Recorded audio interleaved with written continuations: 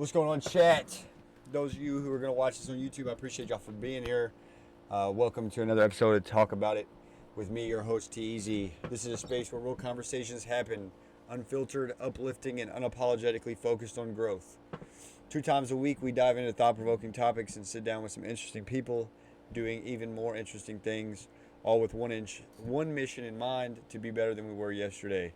So whether you're on the grind, you're in your zone, or just need a little motivation to keep pushing forward, this podcast is for you.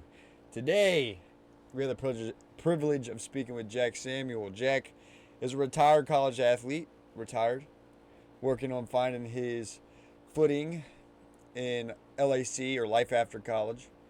Jack's a big sports fan, ex-college soccer player, dog dad, and potential future dog trainer. Jack tested out the field of law after graduating the University of Pikeville, but circumstances led him away from it. And I'm super excited to talk to Jack about life, his plans, his faith, and how he got to where he is today. Without further ado, chat, please welcome Jack. Jack, how you doing, brother? Pretty good. What about you, brother? Hey, I'm hanging in there. In the words of Psycho, I'm hanging in there like a hair and a stale biscuit. I've never heard that one, but it makes sense. You know, Psycho works at U-Pike? Yeah. Yeah, he says that all the time if you ask him how he's doing. Yeah. He used to tell me hanging in there like a tapeworm in a baby's butt is what he used to tell me. That's good, too. I might have to sprinkle that one in. So what did you think about I think the only thing I really left out of the intro that you said was that you were originally from Baltimore. I mean, it doesn't matter. When did you leave Baltimore? Like when I was a little kid. Okay. Like, So you don't remember? I don't even remember leaving. Yeah. But we go up there, like, visit, like, my family and stuff. That's what's up. So, yeah. What's it like? So your first, I guess, like, what is it, lucid memory? That would be in Kentucky, right? Yeah. My first, like, actual memory, though, is when I was, like, 5, I think. I picked up, like, a black garden snake and, like, thought it was a trash bag, and I brought it in the house, and my mom was, like, flipping shit. Wait, you thought a snake was a trash bag? Yeah, I was, like, 5 years old, bro. But still, bro, you were like, this is moving.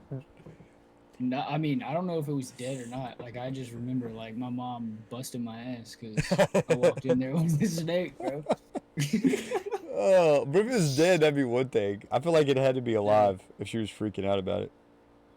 Probably. I mean, it was like right after like we had like the first tornado or something in Kentucky in a very long time, and like there was a bunch of trash everywhere. Like everything was wrecked, and I was like helping my mom pick up trash, and brought in some trash, which was a snake. And she was like just full freak out. Yeah, like because my mom hates like 2 things, and it's like rats and snakes. So it was like the no-go. Well, one of those problems takes care of the other ones. Yeah, I agree. But Matea's thing is she freaks out over spiders. She keeps saying that she sees too many spiders in the house. And I'm like, if you're seeing spiders, it's a good thing. It means there's no other bugs in the house. That's fair. I'm scared of spiders because my mom got bit by a brown recluse and has like a big old like. Did she got messed up from it? Yeah. My sister got the same thing, bro. It just like deteriorated. Yeah, that's wild. Yeah, it's like a hole, low key. I've always wanted to get bit by a spider. Hopefully, I get spider powers. Bro, I had a spider the other day. It was up there, and like right above me, and it just like slowly dripped down. I just saw it right in front of my face. But I like when they're hanging like that. I like to grab their web from them and then just like drop them somewhere else. Yeah, I didn't kill them because I don't like killing any animal, to be honest. Right. I kind of just like picked them. Dude, I think that I see something about spider webs and they're like super strong. Like, you know how you get a spider web when you can't get it off? Yeah. That if they were bigger, that they would be able to like trap us, and that was terrifying to me. Yeah. What's actually crazy is I read something that they were trying to like turn spider silk into like ballistic armor. That was like. That's actually fire. Yeah. It'd be crazy. Could you imagine like somebody walking up with a whole suit of like spider webs? That'd be crazy. But well, they say it's like stronger than steel. It's just too thin to like. Yeah. Wild. And these are made from spiders, bro. Yeah, I mean, bro, somebody's in a lab somewhere pulling spider silk out of a spider's ass. Somewhere. Bro. I couldn't imagine. But there's a 'Cause spider in a lab somewhere just getting milked, bro. well, did you see that? Like the videos of, like Adapt and all them like move into their new house, and they have like the orb weaver, and it's some kind of crazy spider, and they moved into this new house that's like infested, and the people who owned the house before them like warned them about it, and like during either the winter or the summer, they like come out and they like make crazy like webs above their house, and they can't do anything about it. Really Yeah, interesting. No, I didn't see that. Like it's the new terrifying. Phase house? Yeah, Huh. I'll have to look into that. he yeah. Adapt said he goes, "Don't worry, I'm gonna take care of it. I'm making a plan." What does that mean? I have no idea. Adapt is a Probably fool, bro. He's an idiot. he's gonna walk in there with a flamethrower or Bro, something. he talks in COD terminology all the time, and it's hilarious. Bro, so, like somebody like got someone passed out the other day. He's like, "Oh, he DC'd." Or he's like, they're camping spawn. That was hilarious. Yeah, spawn camping. Uh, okay. So, let's talk a little bit about. I've had people on before that didn't play a sport that I played, but I had the knowledge of, like, having a conversation about it. Soccer, bro. I My get it. brother-in-law tried to get me into it. I couldn't get into it. I think the biggest thing about soccer is I don't want to wake up at 7 o'clock in the morning to watch a game. Right now is actually the best time if you don't want to do that because the Club World Cup is in America and it's like the games are at 3 and 9 p.m. I'm gonna be honest with you. It's so slow. I can't do it. Soccer's slower Hey, than baseball, bro. And I don't like watching well, baseball. I disagree 100%. You think it's faster? It's way faster. Because it's continuous clock. Yeah, and there's no commercials. That's the best thing for me because like I don't have to sit there and watch like ads run through the entire game. Like I just watch soccer. See, I didn't know that.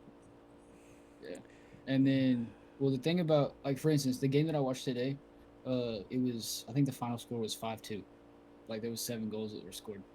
Huh. Yeah, it's just like there's defensive teams and there's like attacking teams, so you kind of just there's just play styles. Yeah.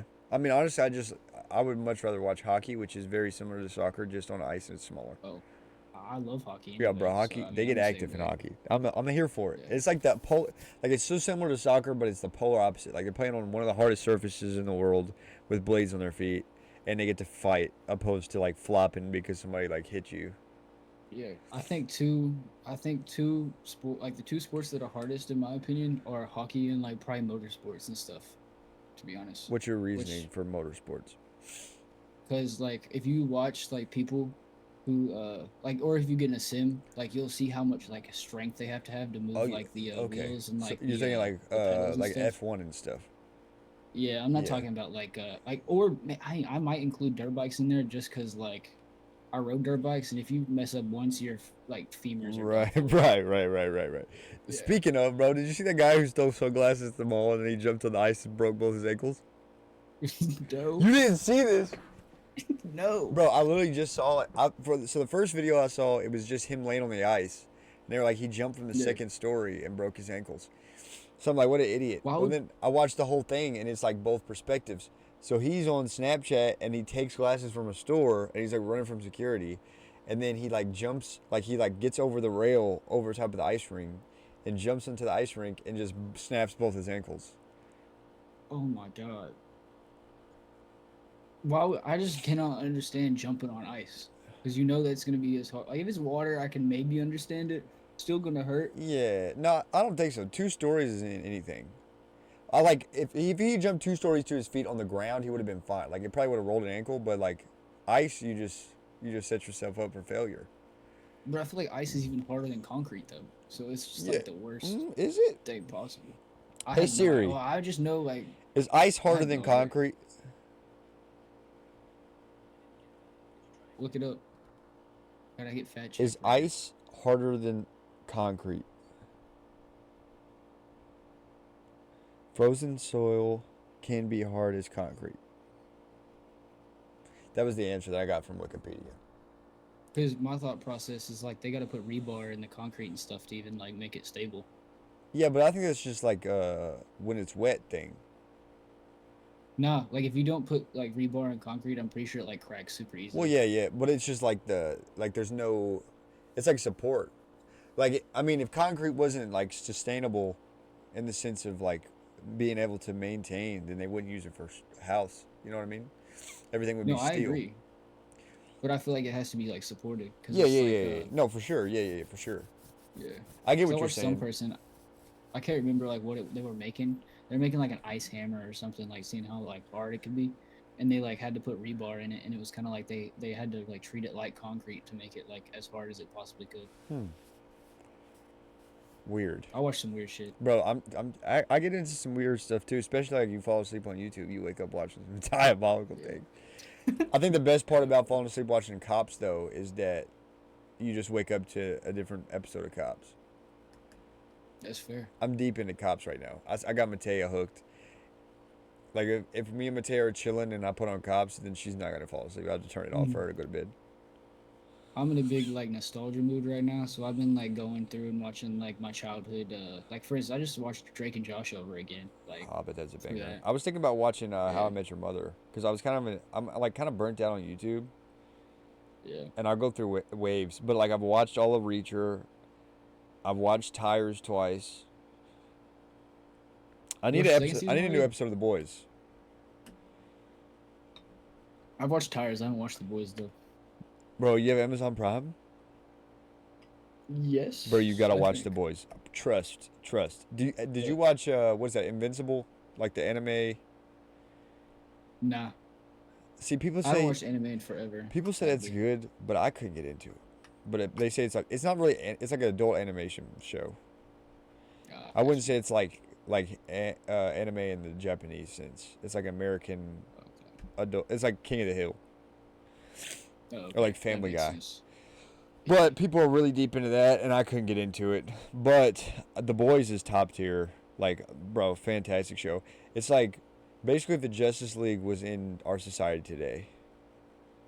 Okay. So it's like I just a company that they made billions of dollars on by like they basically like yeah. lease out these superheroes to different cities, and then they have like the Justice League, which is the seven, and then they got like a Superman, an Aquaman, Hmm. a Wonder Woman, a Flash, and it's really good, bro. Like I thought first episode, within 5 minutes of the show starting, a girl gets ran through like by the Flash. He runs through her, and she just explodes.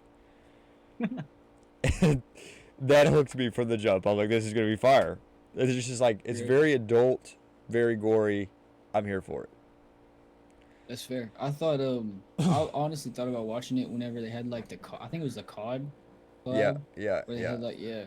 And I saw a bunch of clips and stuff like during that time, and I thought about watching it, but I just never got to it because yeah. I No. wasn't watching TV at the So, time. are you a big like superhero fan? Do you watch superhero movies? Um, Sometimes like I watch a lot of like the Marvel stuff, Because but I Marvel's never really got superior. into Yeah, like DC and like it's all that trash. You're not stuff. missing anything. The only thing That's that I fair. would go back and watch is like The Dark Knight. Yeah, I like the old Uh, Batman movies just because I watched them as a kid. right, But right, right. Like the old Batman, like real or the cartoon versions. I'm talking about like Arkham Knight and stuff. Like Okay. Did you yeah, watch Batman Beyond? nah. That was on. I had that on VH or no, that was on DVD. But I used to burn up Batman Beyond. It was fire. But I Yeah, definitely think Marvel's better, and I have this argument with Q all the time about which is better, and I'm like, bro, it's not even close. nah. Even when they I feel got into like this like diversity stuff of trying to get women to be like the main, like our yeah, Marvel flops are better than DC flops. Marvel yeah. flops are better than DC's actual movies. Like, what are we talking about? That, dude, that's kind of I would say, but like I don't know. I've heard a lot of good things about the Flash, man. You talking about the show? Yeah, The shows and are all like right. Arrow, I Green think. Arrow, yeah, Green Arrow. I've heard good Yeah. things about it. But like Daredevil is a really good show. Hmm. Punisher's a really good show. Like we have good shows too. Apparently Moonlight was really good. I didn't watch it. That's like they're trying to integrate like the next series, like the next phase into Hmm. everything. But I I just heard haven't been good watching a things. lot of TV lately, Yeah, for that's the real. thing, bro. I go through phases where I'll like either watch. It's got to be my shows, bro. I watch. You watch Jack Ryan? Nah, Jack, bro, Jack, you're missing I out, haven't dude. watched a lot of Okay, stuff listen. because I say this with all honesty. Jack is probably one of the most intellectual friends I have. I need you to watch these shows so we can talk about them on a deeper I level. But I got you. Because so like take the boys out of the equation. There is a spinoff Hmm. to the boys which is really good too. It's called like Gen V. And I can't explain the show to you because it's gonna like mess up the boys. But watch the boys, and then we'll talk about getting you into Gen V. But Gen V Yeah. is basically like college kids, like they're superheroes in college, Hmm. and it's more gory than the boys, which I thought was impossible. There's a scene That's in the fair. boys where a guy like shrinks down tiny and gets inside of a man's Hmm. penis, and then he like grows and rips this man's penis in half. Nah, because I mean that sounds like something I like because I kind of liked DC only because it was kind of more Yeah, yeah, like unfiltered, yeah, yeah, yeah, yeah, kind of. yeah, yeah, yeah. I'd Yeah, say because I like feel like Marvel yeah, no, for kind of sure. gotta like What's also the you gotta kids and think, bro? shit. Marvel is owned by Disney. Yeah, I know. Warner Brothers makes adult movies, like movies for adults, not Yeah. adult movies. That's porn. But you get what I'm saying. Um, Yeah. but yeah, Marvel's just owned by Disney. They Which, ruined granted, Star Wars. I hate Disney as a company. I can't stand it. Me too. Speaking of, do you see where Paramount Plus bought South Park and they're removing all like most of the episodes people watch? No way. Yeah, they're removing all like the politically incorrect stuff, No which is the whole point of shot. why people watch Watch South South Park. Park. They have to put Yeah, them back yeah. eventually. Everybody, everybody's comments were just like, "I see a recommendation list for episodes right now," because they were like listing the ones that they were gonna take out. And everybody was like, "I'm gonna Oh, watch these okay. These are first." the best ones to watch, right? Yeah. But no, like just looking at what Disney owns as a corporation is disgusting. Hmm. Yeah, Like it's it's so huge, crazy. bro. And it's like subcategories. Hmm. Also, can we talk about this, Jack? Because you're a UFC guy. Why Yeah, can you not buy a package to have every pay per view fight? because they want to make the most money possible. Yeah, and I understand that. But you're telling me if you like, even if it's a crazy amount, like if it's like $200 for a year, right? I would put. I Yeah, would, if I that means I get every pay per view. I am paying that. yeah.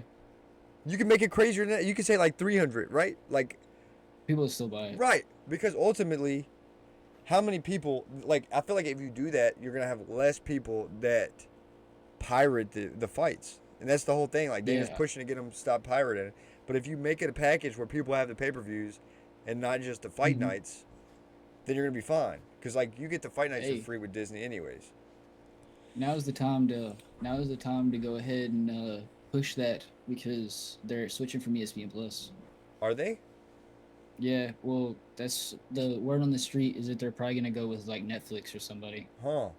Well, yeah, I can And see I feel that, like, especially with Netflix kind of broadening, like getting that the yeah, Jack, or the Jack, getting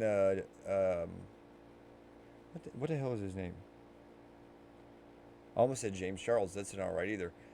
Jake Paul. yeah, With them getting the Jake Paul fight, I could see that. mm, But also that weird, and like DAZN's they're a just lot of gonna. fighting too, so they might go with them. So do they have a UFC? I guess they just had a contract with Disney, and it wasn't like long term. Like it was just like a set, like 3 year deal or something. Hmm.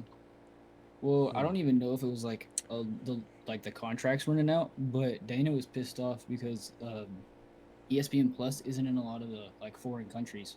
So like Huh. a lot of people weren't accessing the fights because So they were like watching they them would go illegally. yeah, they would go to like certain places. They would go fight in like a country that didn't have ESPN Plus. So like the fight would be there, but you couldn't watch the fight in Huh. that country, which is kind of crazy to You me. know that is insane.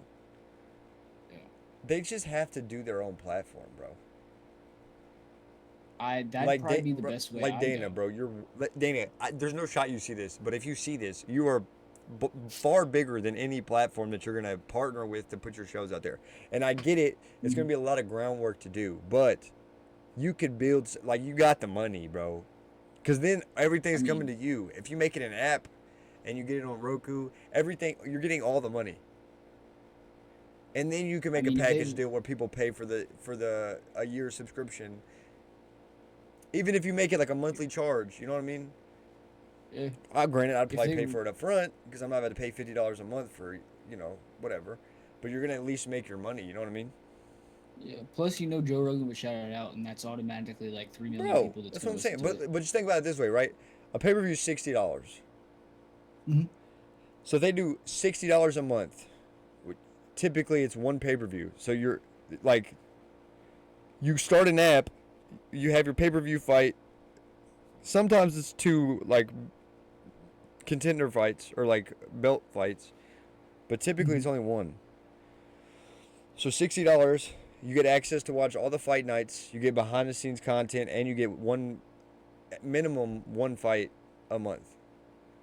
I would much rather pay for that than have to pay. Well, I don't know what the original. I know before they got with Disney, like ESPN Plus, they had like a package that you could buy, but it was just for fight nights. And when I found Yeah. that out, I was like, "That's stupid. I'm not going to do that. I don't get any of the pay per views." Yeah. But he like 'Cause, that I way you're mean, not losing money. You know what I mean? yeah, some of the fight nights are like good, but you gotta be like a real hardcore fan to watch Yeah. every single fight night. I'm getting there, bro. I'm watching them. See, the thing that I'm super excited for, and I don't know if you know what it's gonna be on, because I don't know, but The the BJJ stuff. BJJ, Yeah, yeah. We I'm talked so about that a little bit excited too. because I want to, It's probably gonna be because with I want Disney to start Plus doing that. because I want to start doing BJJ. it's an owner of UFC. I've been thinking about it too, honestly. I just It's really just don't there's have the no, time, bro. yeah. I just really don't have the time to do it as much as I would like to. I don't either. What are you doing, dude? What are you doing, Bubba? He can't get comfortable. Sorry, he's just going crazy. But But you know, shoot, but it's just like I feel like it's a no-brainer at this point. Like you are bigger than. Like I get it at the if start, bro. Like when UFC, they were like, this could flop. I get yeah, it. At that point, you're like, there's no point of us trying to sign a deal because what if we can't pay it's fighters? it's not Fighters are flopping getting now. paid, bro. Yeah, especially like if you just go see, here's a money making idea for Spotify. If they just link up Joe Rogan and just go ahead and get the UFC on Spotify, they can start doing like live events and just like start doing TV They and could stuff. almost like a Cause podcast yeah, because I mean, Spotify does. You can get that on any TV and you can get it in any yeah, country. they do video and everything. Right. So, I mean, and they Interesting. already have a connection through with Rogan. Right. Well, that way too, Joe Rogan could do podcasts at fight nights. Like he could do a podcast during a Yeah, fight night and watch it, and you could react like as they react. Because usually they'll watch the fights, but you can't see the screen. yeah. And that way it wouldn't be like a conflict of interest, so therefore Right. like they Right. could do everything. Because I think John's. I want to say that Joe Rogan. I was thinking about this when I was watching the fight night because I don't. The one thing I don't like about the fight nights is like the announcers. Yeah. Because a lot of the big announcers like Joe Rogan, DC, um, what's his name? That's the only two I know. I can't remember Michael the other. Bisping. Yeah. Like they're gonna be on the championship fights. They're not gonna be on the main like the fight night cards. But that makes sense though because the fight night cards are every weekend. And Joe They Rogan, can't do Joe's got a that family. I'm possible. sure he told. Yeah. I think when he started out, he was traveling a lot. But I think he told Dana like, "Look, I want to do limited. Like, I don't want to do them every week." Mhm. Because at that point, he's just doing it once a month, and then it The doesn't interviews are take much to him to fly out there and do that. Because he flies out the day before also, for the weigh-in, and then he does the fight, and then he goes back yeah. home. I don't think the interviews are as interesting without Rogan too, because you can like see how much he actually knows about the sport Right. compared to like everybody Right. else. Because like DC knows obviously because Yeah. he like was a fighter, but I feel like a lot of them kind of like they don't know, they don't break down each exact move, and like they What? need somebody who also like knows like jujitsu and like Yeah. kickboxing and stuff, like all this stuff. I feel Well, like that's why everybody you're else is starting to kind see of that more with like fighters specialized. that are retiring. Yeah. Like I wouldn't be surprised if in the future John Jones came back to announce, but also at the same time, bro, he's been living his best life, so I could see him not coming back to announce. Oh, I'm so sad that he retired, to be honest, but I get it. I wanted to Yeah, see him fight Ben. bro. Listen, I saw a crazy post. They were like, it's like a UFC Facebook page, and they talk about UFC, Hmm. and it was like a P. What is Francis Ngannou fights for who? PFJ. That sounds It's right. I PF know it's something. letters, like it's an Yeah, acronym. professional fighter is something, right? But Francis Ngannou fights for them, and I saw something, and it was Francis Ngannou versus John Jones, winner takes all, and it was when John was still under contract with UFC. So it was like if John Jones Yeah. wins, then him and UFC split the pot, and if, for instance, Ngannou wins, then him and the PFJ or whatever splits the pot. And somebody was like, it'll Right. never happen. Dana's too smart. And I was like, he just retired, so it could happen now, and he could just take it all for himself. Yeah, that's. I don't know. Honestly, him and Ngannou would be a crazy fight because I feel like Ngannou's so massive, but John's just so lanky. Yeah, but he's just so good. Honestly, I Oh, that think too. here's But the I'm just thing, saying, bro. like size. Because I seen somebody, they were like a piece. Of course, as soon as John decided it wasn't the best business decision for him to fight Tom, everybody had something to say about it. Mm. They were saying, I seen a post and it was like John Jones versus Stipe, and it was like a career fight, and then it was Tom Aspinall versus John Jones. I retire, and I'm like, bro. First of all, not even the same. If you really look at it and break it down, John Jones fought for what 15, 20 years Mm-hmm. in this division and never got the chance to fight Stipe because Stipe was never a big enough contender to fight John Jones, or like they were injured and the health didn't line up or whatever. That was the last big dog on John Jones's plate as a 20-year professional of like this guy. People said at times he was better than me. This is how we settle it. We fight. Granted, if they're saying Tom Aspinall is a better fighter than John Jones, which I don't think he is. I think he's a great fighter, but I don't think he's John Jones level. But for John Jones to fight him at the end of his career and he takes a loss, that's going to tarnish him being one of the greatest to ever do it. When he doesn't Yeah, have anything 'cause, to I mean, prove to Tom Aspinall. Tom Aspinall is yeah, 20-something years 'cause old. yeah, that's what I was about to say. Is John was 18, like I think he was 18 when he joined the UFC. Yeah. He'd been there for so long. Same thing with like Max Holloway. People think Max is so old, but he's really not. But whenever I look at John, I'm like, Well, you're he's like basically 38, fighting. isn't he? Yeah, but I thought he was older. I think he might even be a little younger than that. Max.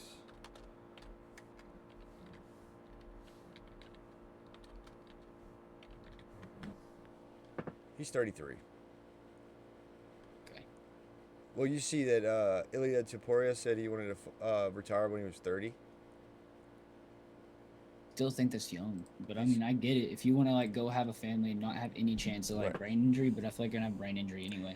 Well, at the same time, though, I feel like the UFC is different than like boxing. Like, granted, if you get Yeah, hit in the back of the head, you're getting hit in the back of the head. A lot of people want to take that out.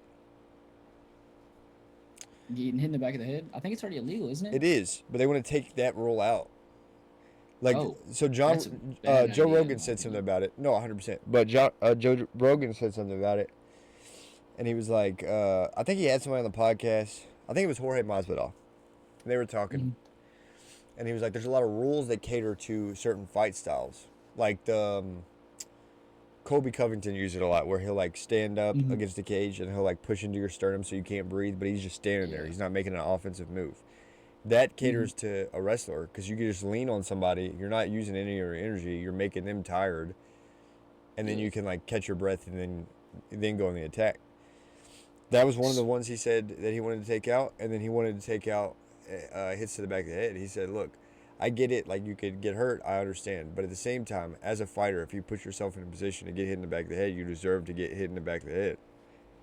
It's fair. So it makes a lot of sense, but at the But same time, like they don't want anybody to die. Like Dana's not yeah. stupid by any means. What's going to continue to make him money is fighters' No. longevity. No. Yeah. That's why they have millions of dollars of like recovery centers because that's what they're banking on. If a fighter can fight for Yeah. 20 years, that means 20 years of millions of dollars. Like who wouldn't do that? Yeah. No, I agree 100% because he's not going to like just because he wants people to fight as long as possible to make as much money as Right. possible. And if they start retiring at like 28 instead of like 34, 35. But also, not even for.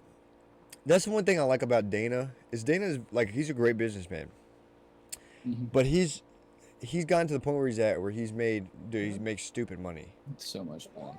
Yeah. But he's not the guy who's like, I made this amount of money, so it's F everybody else. I'm gonna make as much money as I can make. He's focused on Yeah. making sure his people are taken care of.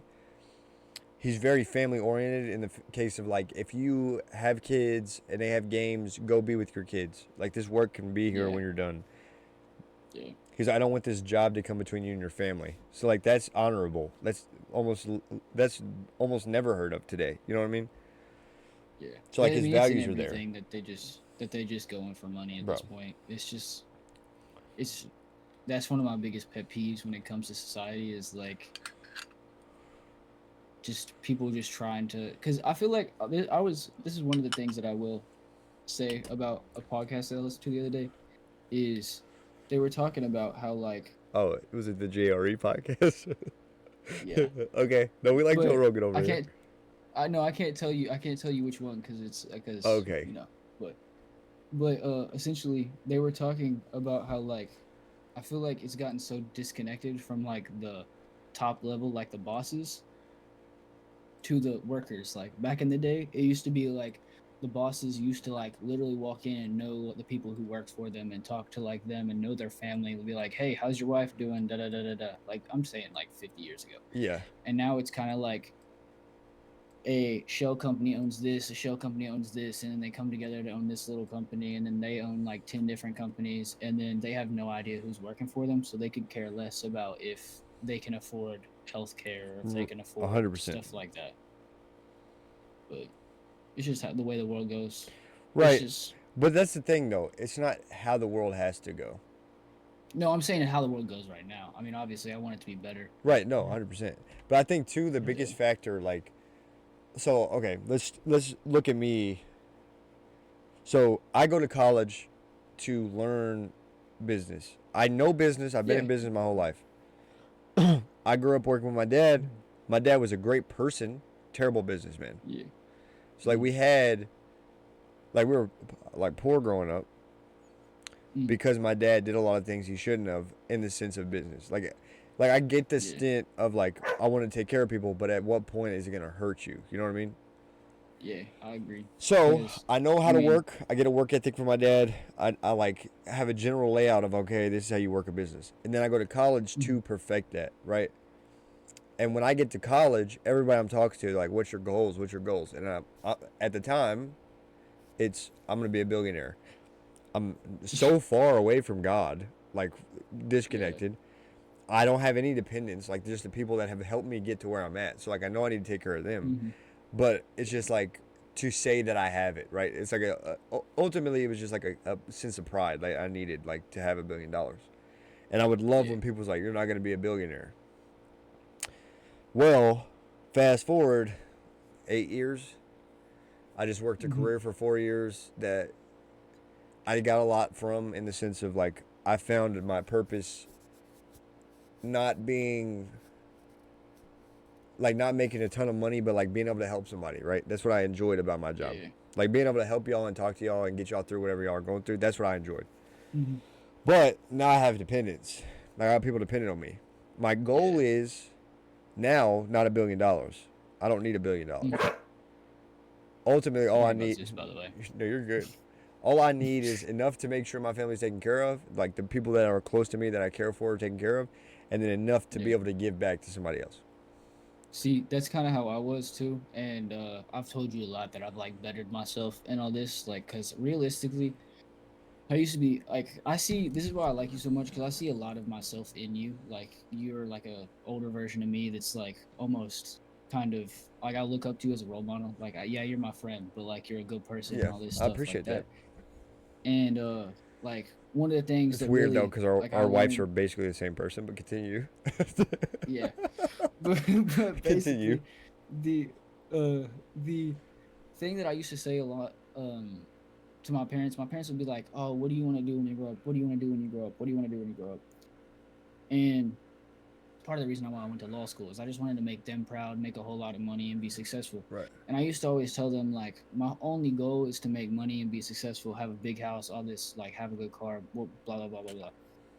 But I went to college and I went to law school and I went all this, and I ended up leaving law school because I realized that I didn't want to sell my soul to like make a bunch of money. And Right. that's what a lot of people were doing there. And I've realized now that it's more important for me to be able to like fundamentally back my family. And I don't really care if I want to have a nice house, but I don't want to have like it doesn't need to be super glamorous and stuff like that, because at the end of the day, I'd much rather spend time with the people that I love rather than just work every single Preach, second, Jack. every single day Preach. trying to get money. Because I feel like that's also a lot of the things that is wrong with society is we're like we don't care about the family dynamic no more. Right. It's a lot No, of 100%. make money and be selfish. 100%. And so, like, I recommend this podcast. I told Mateo about it, but I also told Sleepy about it. I was watching, I actually started watching the George Janko podcast here recently. What the hell Mm-hmm. was that? Oh, the back of my chair. Um, just because, like, I like Joe Rogan, but a lot of times he have guests on that he thinks are interesting, but I don't think are interesting. Yeah. Um, but George Janko, like, he always kind of talks about faith and he talks about things that are, like, I can relate to. Yeah. So, I was watching George Janko. He had Andrew Tate on. At one point, the most hated man on the internet, and now somehow he's the most loved. But it's like because tides changing, right? And people Yeah. starting to realize he's saying things with the purpose of like, I'm gonna say this, and it has some real truth to it, and some of it you're gonna take wrong so that you can blow it up. Yeah. But I think the biggest thing, and I've said this since he blown up, like Matea hated him, Mm-hmm. and I told him, I think, do I agree with everything that comes out of Andrew Tate's mouth? Absolutely not. Some things are just blasphemy, but Yeah. he makes a lot of good points for young men that are capable of comprehending something and breaking it down themselves. See, that's I explained the same thing to Heaven whenever like he was going viral and Right. stuff, because I was like, yes, he might say all this stuff and he might not bring it. He might not be the best deliverer Right. with the message that he's trying to deliver. But at the end of the day, he's really trying to make it to where a lot of the younger kids understand that it's not just a lot of this. I don't want to say propaganda, but a lot of the stuff that flies around, it's kind of taking you away from how the world used to be. Right. But Kind of also, that what's type shit. interesting though is listening to talk to George. It's like he's saying things that make a lot of sense. Like he's not stupid. Mm-hmm. Like this man played professional chess, Yeah. bro. Like you know how much intelligence you have to do that. So, Yeah. with that in mind, right? Like he even compared chess to being a pro athlete. Like when he switched from chess to fighting, Mm-hmm. he was like, fighting is just like a more dangerous way of playing chess. Yeah. Like if I throw a punch and I get knocked out, it's not luck. There's no such thing as a lucky punch. This man is Mm-hmm. training his whole life to fight. He knows how to counter a punch. So if he punched Mm-hmm. me and I get knocked out, then I made a mistake. Mm-hmm. And then like he's talking That's about how how I to look at carry that soccer. into life, bro. But like that way of thinking, people don't think like Yeah. that. They're like, you know. Yeah. So like he's talking in a sense of like, not even hypotheticals, but like fact, like talks about, uh,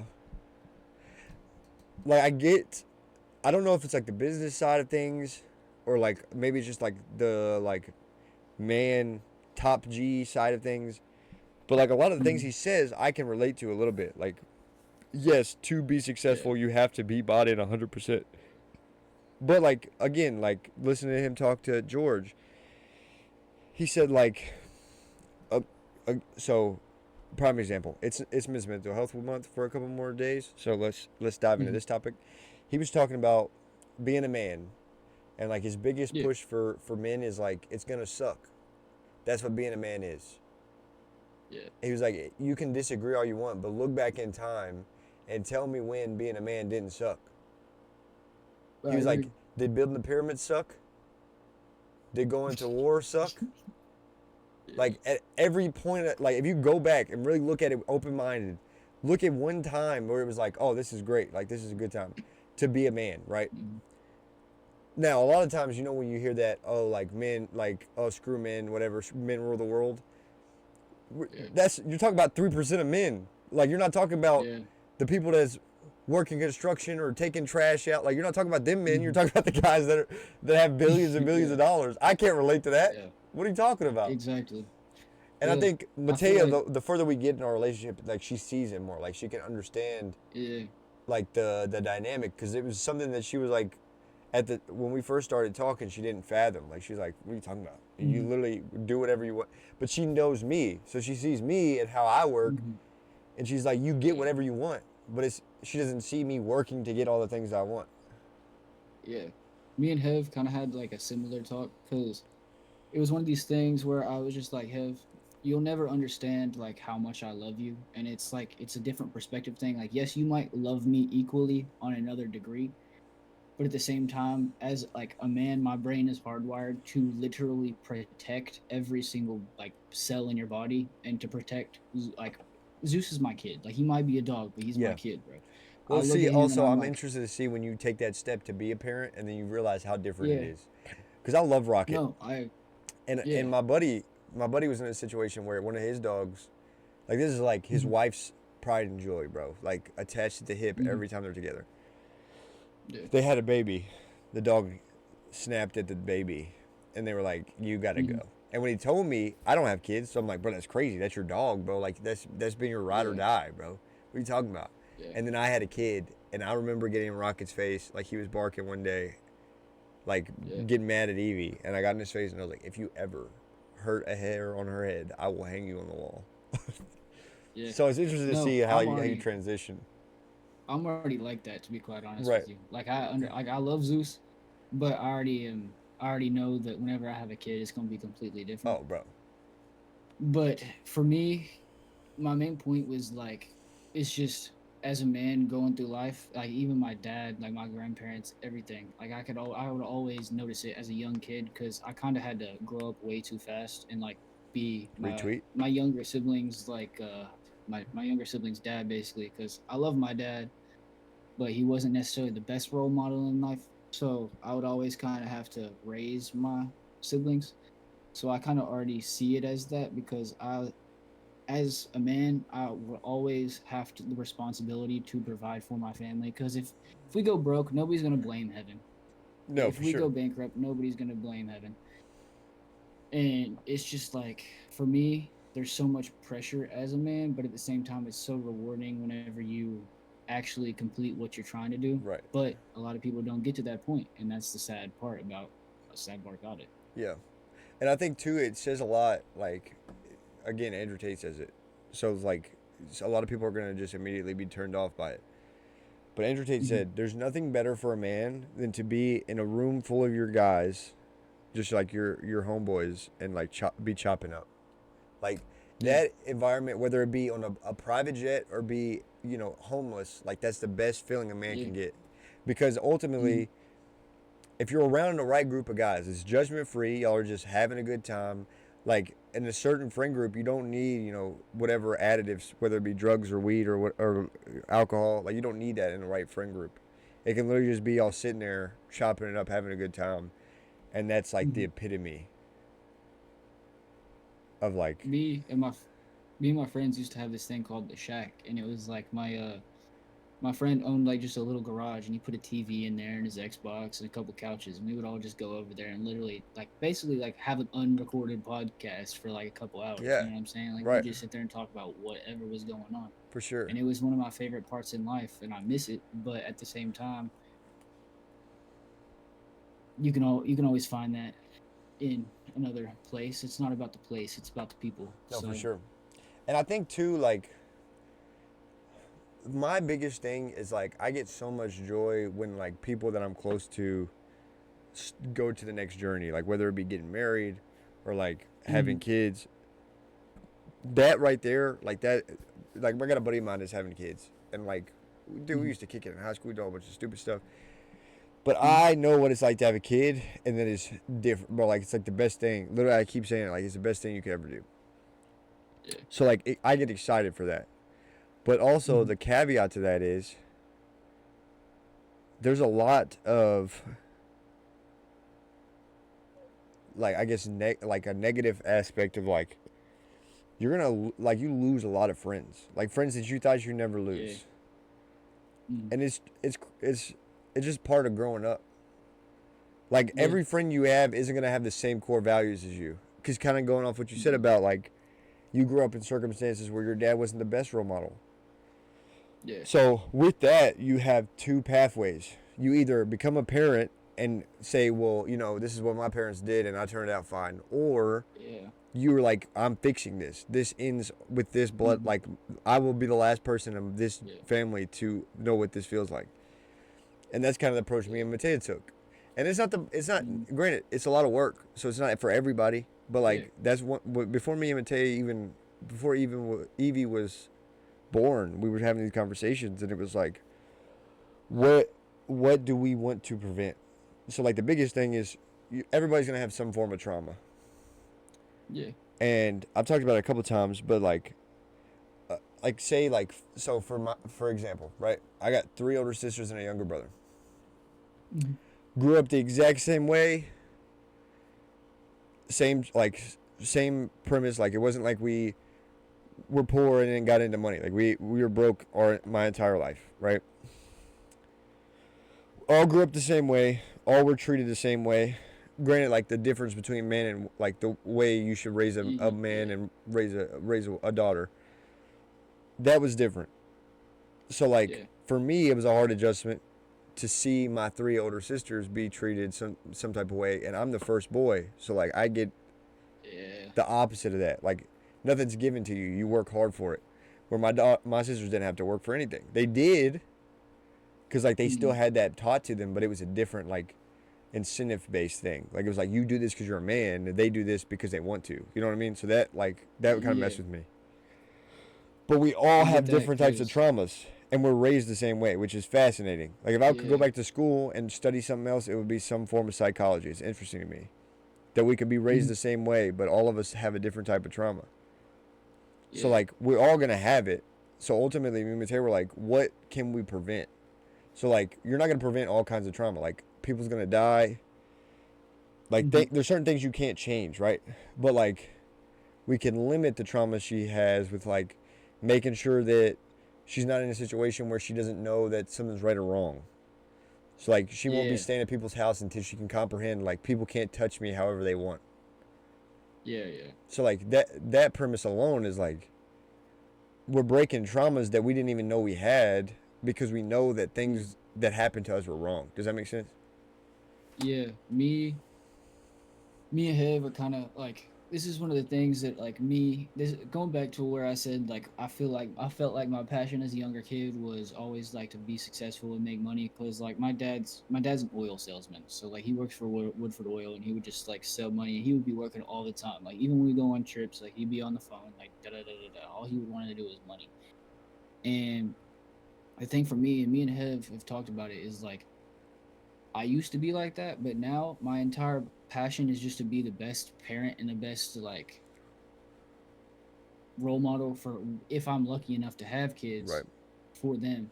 Because a lot of the thing that kind of happened to me, which was a little personal, was I had like a testicular problem that I literally had to go to the doctor for over like a year and a half, 2 years, and I thought I wasn't going to be able to have kids. So it kind of opened my eyes to like, holy shit, like, I really need to get my shit together and go ahead and like fix my life and go ahead and get ready, because I don't know when the last second is that I'm gonna be able to have kids. I need to go ahead and get my shit together, and as soon as I'm ready, I'm going to pull the trigger. But the thing is, for me, is a lot of my trauma was not being really cared for as a kid. Like, I kind of was just in limbo, and everybody else around me, because I'm also part of 2 separate families, so I was the only one that didn't have the same mom and dad. So like, I had 2 separate families, and everybody else was like kind of treated differently. So me and Hev have already kind of talked, like, that's never gonna happen, bro. Like, I can't do that to my kids ever again, because being kind of the black sheep in the whole group, it kind of fucked me up. Yeah, no, absolutely, I understand. And kind of, I mean, different circumstances came same kind of vibe for us. I think I think the biggest thing, like, the biggest, I guess, advice I can give you, which I don't really have to tell you this, like, you already know, like, Heaven's your best friend. Oh, for sure. So the same thing for me and Matea. So like, when me and Matea got married, granted, again, it definitely comes from past traumas, but when I decided, like, you know, I'm in my hoe phase, I'm doing all this extracurriculars, that's what we'll call it, right? And then me and Matea started hanging out, and it's like all day. And then like, still, like, I'd sprinkle in some extracurriculars, Matea would leave, and then somebody would come over and hang out. Mm. it got to a point, I wouldn't say long, where I didn't want to hang out with anybody else. Like, I didn't Yeah. want Matea to leave at night. I wanted her to stay there. Mm. And that's when I knew, like, this is the one, bro. This is your person. Yeah. So I just stopped talking to everybody. Like, this is my person. I don't need Yeah. nobody else. And within 4 months, like, I asked her to marry me. I never asked her to be my girlfriend. So, like, we went down the weekend before I proposed, and we were playing golf with her dad. That was basically, like, my trip to, like, ask permission, right? Yeah. And she said something when we were on the golf course. She's like, you never even asked me to be your girlfriend.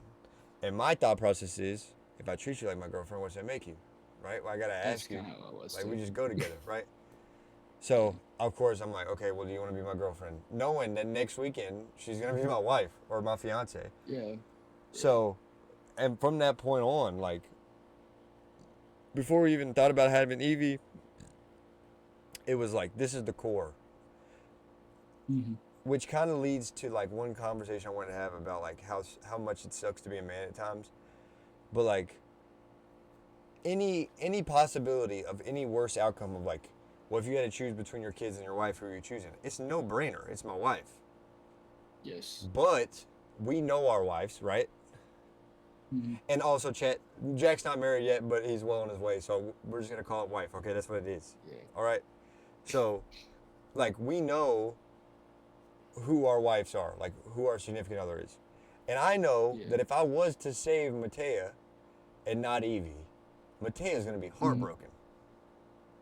Yeah. That's the type of pain you can't fix. Mm-hmm. It's going to hurt me, too. Don't get me wrong. But, like, Yeah. we can make another baby.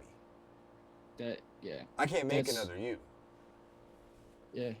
And I feel like for me, it would be a little different, like, comparatively to, like, being, like, for instance, me and have had this conversation, which is kind of like if it comes down to it and Heaven's pregnant and something happens and the child's not born yet and all this stuff, and she's like, me and her both come to a conclusion. I'm like, I love you to death, and I'm sure I would love, like, the kid that is in your stomach, but we can always make another kid. Right. At the same No, time, I 100%. don't want to have a kid with anybody else. Right.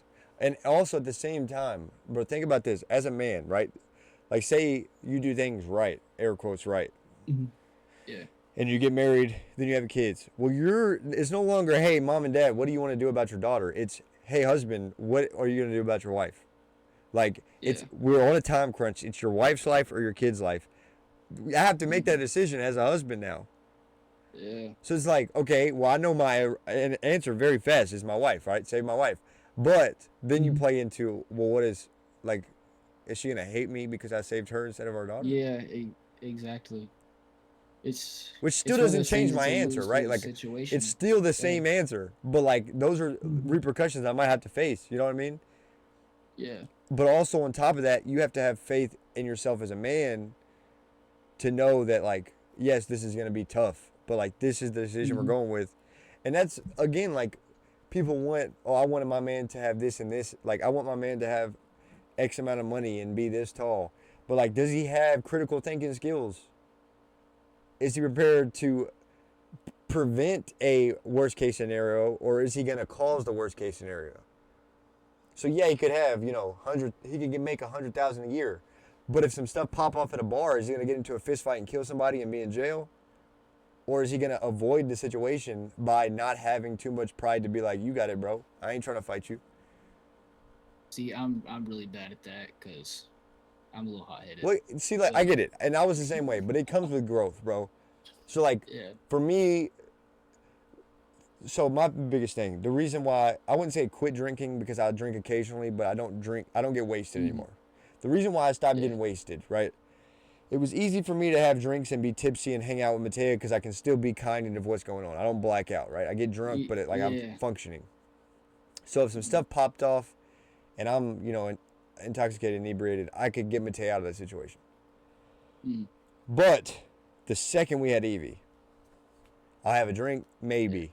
Honestly, if I'm out with Evie, you probably won't catch me drinking nothing. Yeah, just because I'm over here. I was already the type back to the wall looking at the door. I was that type before. Now it's worse, bro. Somebody get too close to Evie, I'm like, you better chill I'm out. that way with Ev too, so I Yeah. understand, and I'm sure it's Like, a whole it only gets completely worse. different degree with Evie. Yeah, It only so gets worse. yeah. Yeah. Yeah. But also, the good news is you have a fur missile over there that is very good at helping out. Yeah, I think he finally went to sleep, but having a police dog does kind of help in that whole Yeah, no, situation because 100%. like whenever I'm gone, I don't worry about Hev because I know Zeus, like he might be the nicest person known to man, but he senses something too. Because Yeah. like whenever we were outside But it's in and their me and Hev blood, were bro. walking, yeah, me and Hev were walking, and there was this dude that came up to me and Hev at like I probably shouldn't have been walking him at 2 a.m. But I was on the game and I da da da da da and I was like I'm gonna go walk him and Hev was like oh don't go by yourself I want to go with you da da da and some dude walked up to me and Hev with like a pit bull and like seemed very like sus, very suspicious. And Zeus like literally like got in between Hev's legs and was like, "Test me, bitch! Like I promise." That's killer, bro. And I love yeah, Malinois so much. dude, I wouldn't trade him. We didn't even know what he was because it was just Heaven's dog that got pregnant randomly, and Right. I was like, okay, I gotta take one because I can't have this dog go to the shelter. Right. And he jumped on my chest and I picked him, but I believe in fate, and I feel like he for sure was sent to me No, for a reason, for man. sure. Because For sure. yeah. But no, I see that's where kind of we're at. Matea told me we just moved, bro. Like not even a month in Georgetown. She's like, Yeah. I want a baby or a dog. And I'm like, You get to choose. I get to choose. I'm like, okay, like I want another baby, but also I don't right now. Yeah. I was like, okay, like give me a couple months and we'll get a dog. Mm-hmm. But I want a big guard dog, and Matea does not want that. Matea wants a Yeah. large child. She wants a golden retriever. Yeah. Me and Hev are having this conversation right now because we need Zeus to have a friend, Yeah. and I want to get another either another Mao or like a basically a working line German Shepherd, something like that, like similar. She wants one of the long furry uh Dachshunds, but at the same time, like What are you talking about, like a wiener I'll dog? yeah, Oh, hell no. like I'll Oh, hell no. I'm like I will happily get you a Dachshund, but with Zeus running around, I'm honestly scared for the Yeah, Dachshund's like no, for sure. life. Well, see, like Matea's Yeah. thing is, Matea's like, Rocket's too big. And I'm like, Rocket's the smallest dog we'll ever have. Yeah. The only reason I have Rocket is because like, he was beautiful. His sister was beautiful. I almost got a sister. She was Brindle. Mm-hmm. But like the Brindle one was walking out as I was walking in, and then Rocket had the one blue eye. So I was like, okay, this is the one. And I love him to death. Mm-hmm. Don't get me wrong, but this man, to me, so like me and him have a bond different.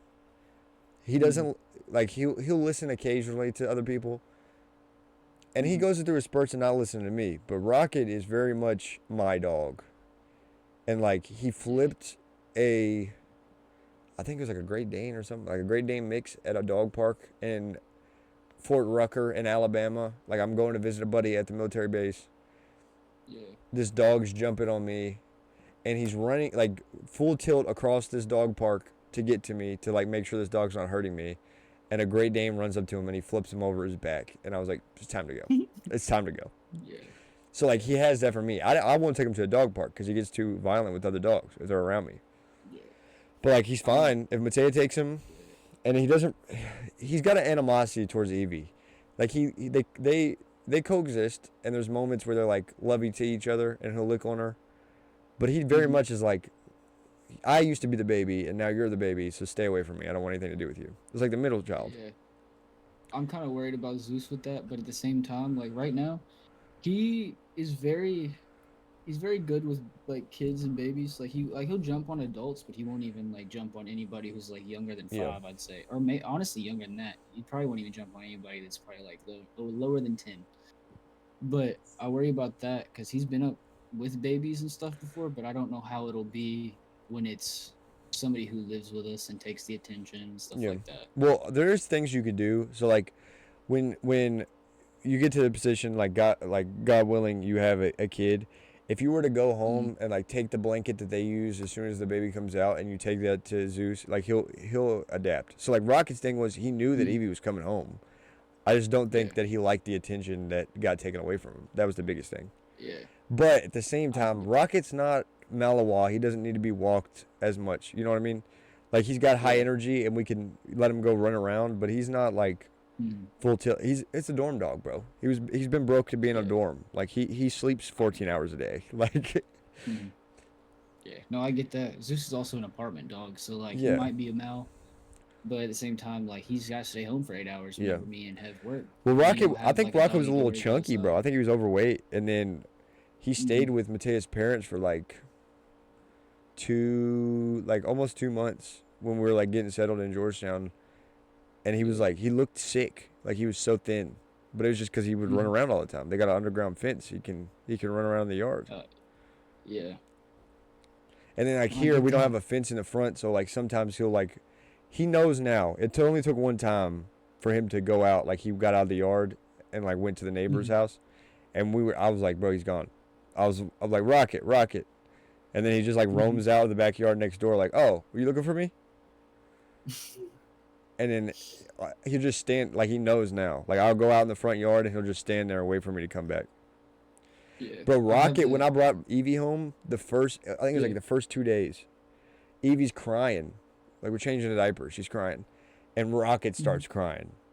And literally it takes you probably a week to adjust to a baby crying. So it's like day 2, bro, and I'm already almost mental breakdown from just nonstop tears. And Rocket starts crying. I look him in his face and I was like, I understand. This is weird for you, but I'm going to completely lose my mind. So, okay, I can't do both of y'all crying. All right, let's chill out. I was about to say, I'd get so overwhelmed. Bro. And so, like, he went through a bad phase when we first brought Evie home where he was just, like, peeing on the floor. Like, it'd be right in front of the door. Like, he knows he needs to go out. But also, it could a lot of been me, like, so caught up in taking care of Evie, I almost neglected him in a way. Yeah. So I get that. But honestly, the only time he's hurt her, it was an accident. It was not even a week ago. I come home from work. Him and Evie's excited. Yeah. That's the first time he's hurt her.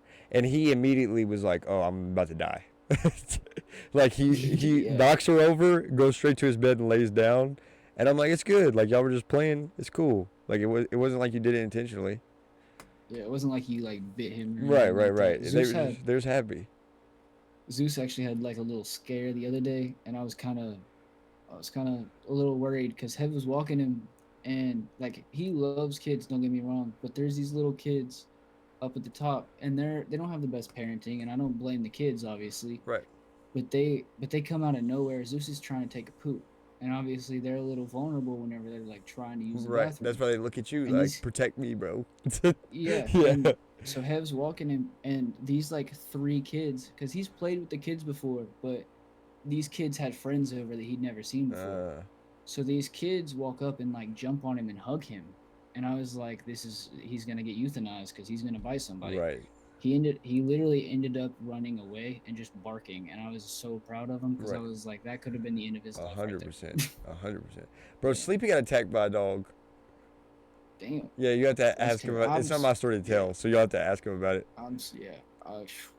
But no, so like, I think the biggest thing about dogs is like I don't think they're born with like the violence to them. I think it's something they learn. Yeah, I think so too. So like my sister. It depends on the dog though. Yeah. I had a cane corso at one point, and it was like bred to be a defense dog, and if anybody got near me, it's not happy. Dude, canes are nice. Sleepy's got a cane mix. Yeah. It's like my second favorite dog breed, and that's my first. I want a pit, bro. I want a pit bad, but also I would love a Malawar. I used to want German Shepherd, but German Shepherd's hips are just so bad that I think Malawar is the way to go. It's like basically the same dog, just on steroids without the hip problems. Yeah, he's mixed with Beagle, so he has the opposite problem where his legs are so short that he won't get hip dysplasia, but it can sometimes like mess with not their hips but their back, which kind of sucks. But I'm gonna have to watch for that whenever he gets older. So did you do a blood test? Yeah. Okay. Yeah, I did the same thing for Rocket. I found out that he was He's Staffordshire Terrier, Boxer, and Husky. And then he's got some type of feist in him, which makes him smaller. Yeah, that's why he's got the blue eye, cause the husky. Yeah, and the tail and the fur is Husky, and then like Hmm. you can really only see the Staffordshire Terrier when he's hot, like when he's panting, and it shows in his face. Yeah, And he's got the yeah, he's boxer got like a forehead. boxy. Yeah. But I mean, he's a beautiful dog. He's just Hmm. he's a turd, bro. Love that kid to death. Dude, he is too, cause I mean, kind of like you were saying, where it's like my dog. Like he'll listen to Hev, like he'll listen, like come on, sit, da da da da da. But if But it's there's time to some get in things that trouble, yeah, yeah, but like yeah, yeah, there's sometimes where I'll even look at him and stuff, and he'll know exactly what I'm talking about. Like he'll just go ahead and hop in, and know exactly, like hop in the vibe, and he'll know exactly what I right, want him to do. right, Hev don't have that, so like whenever she gets mad, Zeus most of the time just thinks that she's playing, right. and he'll like jump up and piss her off even more, Yeah, and it's yeah, just yeah, not it's just yeah. not a good time. Well, also just think eventually y'all have a human run around that'll do the same thing. Oh yeah. So like Evie to an extent, like she knows when she's in trouble with me. Hmm. But like Matea, it's still a work in progress. But also Evie was with me for quite a bit when she was first born, for like 6 months. Yeah, So like yeah. she knows if I I'm like Evie and I look at her and I stand up, then she'll stop doing whatever she's doing. Matea's it's starting to come around, and I'm trying to let her do it herself. Like I don't want to be the one that always has to be like the bad guy. yeah, But I know when it comes to time that discipline needs to happen, it's gonna be me, which is gonna be great yeah, because she looks just like me. So it's just like I'm gonna be yelling at mini you. myself. Yeah. But I think too, I like have we talked about this in the sense of like traumas and stuff, and like I used to get beat, bro. Like not so did I. spankings, bro. Like So beatings. did I. Like I There have a was very one. There fond was one memory getting point. punched in the face by my mother and getting my head pinned against the Yeah. fireplace, like beat. Granted, do I think it made me better? Yeah. Yes. Was I in the wrong? Probably. I don't think that is how you should go about it because there was never a Mm, conversation about it. It wasn't like I got beat and then yeah. it was like, hey, this is what you did wrong. This is why you got whipped, right? It was Yeah. like, are you okay? Okay. Like that doesn't do anything. Yeah. There was Especially in one the point. circumstance when I was getting punched in the face. I didn't even do Yeah. anything. Sleepy's the one that lied and I'm the one that got punched in the face for it. And then it was just like, are you okay? All right. And I was like, no, I'm not okay. One, you ripped my favorite Mm. shirt. Two, that was the last popsicle and you smacked it out of my hand. I'm not okay. No, I had kind of like the similar situation growing up, because the I love my dad now, and me and him are like we're tight. But there was one point where he was super depressed and he was just drinking all his shit away. Mm. And there was one point in Lexington where like it was around Dunbar, so it's not like the nicest fucking area, but Right, it's right, not right, like the right. worst. And I had to, at this point I had to run outside and run away, and I stayed like a couple hours just walking the streets of Lexington as like a 11, 12-year old boy. Like I could have got snatched or Right. something just out of stupidity, but it's just one of those things where I'll never do that to my kid, bro. Like Yeah. I'll be stern, but I'll never make them feel like they gotta run away from the house for hours just to Right. avoid all that shit. No, for sure. I think honestly, a lot of my like I was granted I wasn't a good kid by any means. Like I did a lot of stupid stuff, Yeah. but I think my biggest like behavioral issues came with like within the last couple years of my dad's life. Mm. Like I remember vividly, bro. My dad was real sick, and we were leaving the house to go do something, and I said something or something like kind of with attitude, and my mom grabbed me by the arm, and I snatched my arm away from her. God, never, dude. Oh, if my dad was healthy, I never would have done that. Mm. But I think they understood too that it was just like me lashing out because I'm scared. Like that was a terrifying point in Yeah. my life. Mm. But also, like, granted, like I said, like I think that I don't know. It's kind of like an in between. Like I think that whippings to an extent are productive if you use them correctly. But at Yeah. the same time, can it be solved with a conversation? You know what I Mm. mean? The way I kind of look at that is if it's I kind of feel like you got to put the child in the same situation to kind of understand. So like if they were to go at school and like be bullying somebody and like punch somebody and make physical contact, Right. that'd probably be kind of more of like a whipping Mm. kind of situation. But if they're just like yelling, screaming, being a nuisance and like da da da da da, like I'm not gonna be like, hey, Right. come here, give you a whooping. It's gonna be more of like a vocal situation. Mm. If it is, I don't want to say like if they hurt somebody's feelings, you hurt their feelings, Right. not kind of that thing. Well, I Just think make them too, understand. one thing that you don't really equate for is like the embarrassment that goes into getting in trouble. So like I've seen Yeah. a parent handle a situation like kid did something bad, dad grabbed him, took him into a different room and had a conversation. I was like, that is good parenting. Like Hmm. he gets the conversation. He probably got a whipping, honestly, but at the same Yeah. time, it wasn't in front of everybody. Like that's y'all's business. Like you're not reprimanding Hmm. him in front of everybody and then causing embarrassment on top of whatever punishment you're gonna give him. I was like, I Yeah. like that. I like that. I I there was this bad situation at Target where because I work at Target and I just like go and shop around for people as a temporary job until I get home. And there was this like you just goes you see all these kinds of characters and stuff, I'm and sure. The only place worse there was than this that little is girl. Walmart. Yeah, agreed. As somebody who worked at Walmart too, agreed. But but no, there was this like little daughter, and she wasn't really even doing anything like bad. She was just like it was kind of one of those things where it's kind of like she's a little kid, she's like 3 or 4, and she's just annoying, like annoying the mom a Right. little bit.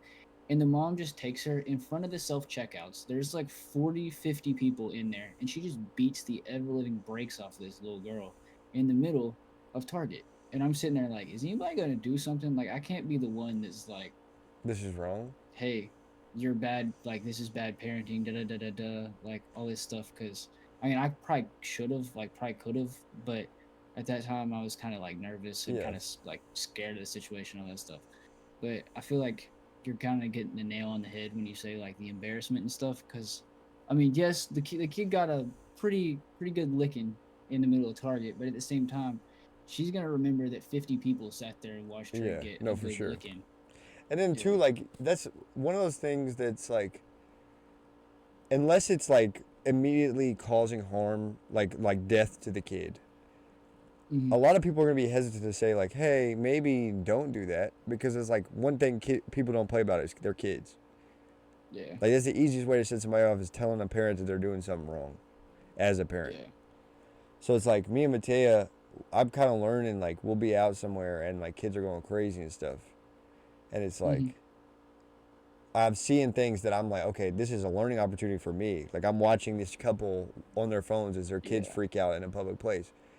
Maybe, Hmm. maybe, here's a thought: they just want attention from you, and you're over here in your Yeah. phone. Yeah. And eventually, the sad part is, 15, 20 years from now, when they're grown up and they don't live with you anymore, you're gonna miss them, and you had an opportunity to Yeah. spend time with them right now, and you're on your phone. And most of the But time that I breaks the still bond. understand, right? And I still understand the dynamic of sometimes you are so mentally burned out that you need something to disconnect yourself from. I get that. Hmm. I understand it, and I see it. Yeah. Like Matea, I get a better understanding of it because I come home to Matea, who's been with the Evie all day, and she just needs a minute. By all means, take a minute. Mm. Because I need a minute. When I come home from work, I gotta have a good 20-minute window to turn off work brain and turn into dad mode. Yeah. So like I understand, but like Yeah. it's all about trying to find better ways. Like if you get stuck in the window of like this works, I'm gonna keep doing this, and not like having the thought of like, well, what can I do better? You know what I mean? Then you're gonna be stuck in Mm. that I have to do it this way, and it might not be the most effective way. Yeah. Because me and Mateus even talked about it recently. Is like we have gotten a little complacent with this new lifestyle of like doing things we said we weren't gonna do. Hmm. Like Evie's not eating the best Evie's not eating the way that we wanted her to. Like we wanted to cut out all this processed food, but it's convenient to be like, okay, here's some goldfish. Hmm. You know what I mean? But Yeah. again, it's a work in progress. Like nobody's perfect, and we both know that, and it's all about Hmm. I mean, with not to be cliche, but it's all about being better than we were yesterday. You know what I mean? No, I mean I get that because I mean at the same time you can only better yourself at small steps at a time. You're not Right. gonna sit It's there and you're not gonna go. Rome wasn't built in a day type shit. right. 100%. Okay, Because a let's lot take of a quick bathroom break really quick. I feel like we're at oh a yeah, good no, you're good. transition period, so let's I need take to a grab a bathroom. water anyway. Perfect. I'm gonna grab a drink and use the bathroom really quick, and then we'll be right back.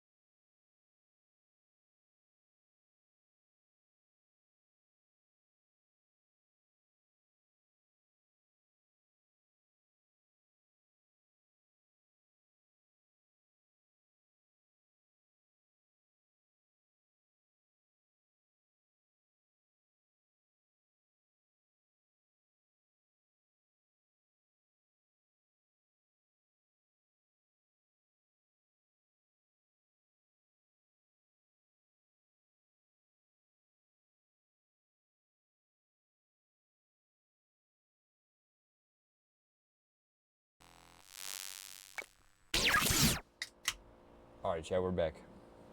Apologies. That bathroom was lethal. Okay. Um, let's jump into this, okay? So, you know that I'm on that diet. And you said it was something that you kind of do. I know that you're cutting back on it right now, but let's say you're on death row, last meal. What are we looking at? Steak and potatoes every day. Steak and potatoes. I mean that's a fire meal, bro. Well, specifically baked potato, because I like what I like to do You eat the skin. is I like to. Well, yeah, sometimes it just depends. Like Texas if I Roadhouse, bro, clean it's too much salt to eat. I don't. Well, I don't really eat the skin most of the time at like the restaurants because I don't know if they clean it well. That's fair. But like whenever me and Hef fix it, like I'll eat the skin. But what I like to do is I like to put like a crap ton of cheese on it, bacon, and all that stuff, and then I'll put it all in the same bite and then eat it. Yeah. No, bro, steak and potatoes is a match. And it kind of sucks that I can't have potatoes right now. But yeah, no, steak and potatoes is a power play for sure. Whenever I was actually doing my diet though, it was all steak and potatoes and steak and eggs. Like it was literally like steak. Because up here you can get like an 8-ounce sirloin for like $6. Bro, hold on. You were eating potatoes on your diet? Yeah. What? Mine's not for like losing weight or anything like that. Mine's genuinely just for like or like gaining weight or anything like that. It's just genuinely trying to eat more whole foods. So I try to eat more like whole foods rather than like a bunch of like Ultra processed though. yeah. Yeah. So I I was think trying that's to what get away mine's gonna from all turn of the into. chemicals and Because stuff. I don't know. Honestly, I think I just might clean it up and then just have one day a week that I cheat. That I do a cheat meal. Yeah. Cause I mean starches and stuff doesn't really bother me. It's really just the bread that bothers me, which like I said, I've been eating bread lately, but my stomach's been regretting it. But I just kind of have a little bit of a gluten intolerance, so it's like I just can't eat it all the time, or else like I'm miserable.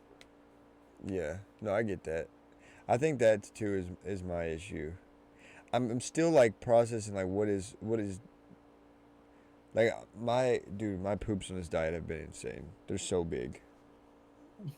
It's so much poop, bro. It's like not humanly possible how much poop I have. But my stomach Or doesn't hurt, so it's not like I've been farting less.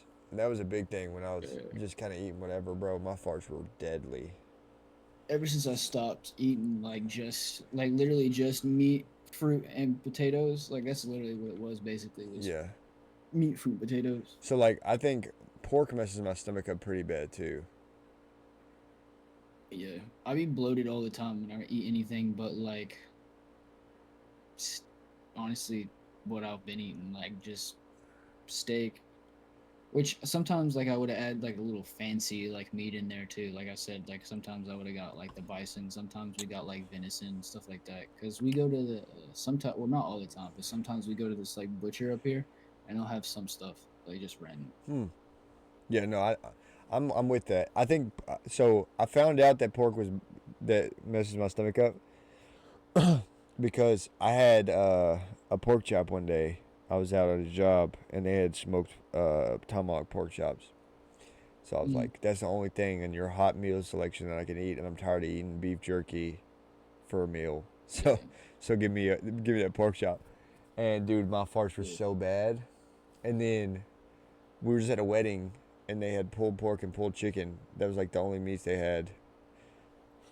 So I literally had that, like no sauce, just that. And then like the same stuff I've been eating, so like fruit. I had a bunch of fruit Mm. and water, and I had pulled pork and pulled chicken. And dude, my stomach was wrecked. I see. I'm against pork for different reasons, but I'm not like religious. But I think that it's just like the dirtiest meat No, because no, like for where they sure, don't 100%, excrete any of their toxins and stuff. 100%. I feel like that's part of it. So like I try to look and see what In all meats fairness, actually the can only get rid of pork that I stuff. really eat, like I wouldn't say consistently, but like the most often is bacon. Yeah, I'll have some bacon every once in a while, like for But breakfast. there is But a new wave of beef bacon, and I'm here for it. I've never tried that. I kind of Oh, want to try that. That dude. sounds so good. But just think like ribeye, right? But like sliced really, really Yeah. thin, Mm-hmm. and it literally tastes no different than. It looks different, and it doesn't I'm like looking this crisp. up It right crisp now. up a little bit, but not as much as regular bacon does, bro. Mm-hmm. Oh my lord. But I eat that and my stomach's fine. But if I eat pork bacon, I'm cooked. Oh, they have beef bacon in like actual grocery Yeah, like stores. All right, Kroger. that's the Yeah, move. That's Kroger has that's the their move own. then. Yeah, I see that. I've Yeah. seen just Kroger because we've been shopping at Aldi's most of Also, the I time. will Not say gonna lie. that beef bacon burns a lot easier than pork bacon does Okay. because it doesn't have as much fat in it. You know what I'm saying? Like Yeah, it's fatty, but it's not like a it's not like pork. Like melted. pork fat is like the pig's fat is or meat is fat. You know what I mean? Yeah. But honestly, see, and I don't think it's all. I don't know what the concept. Cause so like one thing I can eat on the diet is pork rinds. Mm-hmm. Like as long as it's an original, like nothing added, just like salt and pork rinds, I can eat them because it's animal animal fat fried in its own fat. Is it fat? I thought it was always skin. Well, it's like like it's like pig belly, Oh yeah, yeah. that's yeah. But it's I didn't know fried. what part of the pig it They was. but where it's so like where pork is such a fat meat, they just put it in a pot and it fries in its own fat. So like they don't add anything to it, just Really? salt. So like I can have pork Mm-hmm. rinds on this diet. So I've been eating pork rinds. Granted, I will say my bowel movements are probably worse when I eat pork rinds, but Mm-hmm. it is a nice salty twist opposed to eating just bananas. I ate for 2 days. I went to the store. I was at this wedding, and I knew there was gonna be limited. Like it's in the middle of nowhere, bro. It's basically Pikeville, Campton. Mm-hmm. Nothing, no access to food, like good fresh food. So I got groceries, and I got 5 pounds of bananas. Gosh. Bro, I ate 5 pounds of bananas in 2 days. Dude, I love bananas. Dude, I like bananas too, but there's just something like if I'm gonna pick a fruit, it's gonna be the worst fruit, obviously, sadly, which is strawberries, because they just get soaked in pesticides and stuff. Yeah. No, But you I'm can usually also like you can get organic strawberries and like do the whole rinsing thing. You know what I mean? yeah. I'm so scared of glyphosate, man. No, I get that. It's like because I feel like that's what's messing my stomach up most of the time Yeah. with bread. I don't even Well, think see, it's the like that's gluten. I don't I think it's more concentrated in grain. I think it's something about the grain that absorbs it. Yeah, But I probably. think It that is, it's, like fruits just on the outside because I've been eating strawberries and stuff and I've been fine. mm, But I think we but have the same intolerance. probably. Because every single time that I say like, they say I have like IBS and gluten intolerance, but I mean I can eat certain stuff that's like clean and whole that they say that I shouldn't be able to eat. Bro, But why are if I we the would make sure same it's like a person, three dude? ingredient stuff, I've been saying this forever though too. Yeah. What's up, Hayden, bro? What's going on, brother? Appreciate the follow. You know, I think that yeah, I think we're the same person, bro. It's kind of wild to think. Yeah, But it's I just bro, I feel so much better on this diet, dude. Like good. I was talking to my father-in-law today, and I was talking about he stopped at Chick-fil-A, Mhm. and he was like, so like, what is the point of this diet? And I was like, to feel better. And I was telling him about like what I ate at this wedding, and he was like, I feel like Right. it's not making you feel better if it's like limited to what you can eat. And I was like, but that's where you're wrong. Like I'm just, That's I kind of the said, point, though. I said, just think about it this way. How many ingredients would you think like take the spices out of the equation, but like you're eating a chicken sandwich from Chick-fil-A. How many ingredients Mhm. hypothetically should that be? The flour for the chicken and the chicken itself, right? Then why does Like, Chick-fil-A sandwich have 36 something ingredients in it? mhm. Like No, I agree. that's not Because reasonable. a lot of it's the preservatives too. And No, the thing yeah. about the preservatives is they're not good for you at all. No, yeah. And like anything gum related it just causes stomach irritation. Yeah, like that xanthan gum stuff. Like most of people are like even advertising that their stuff doesn't have like the xanthan stuff in it. What is it? Xanthan, it's like X something. Yeah. It's like Xanthan gum? Yeah. yeah, But they what is put it it? that in a lot of stuff and it messes with you.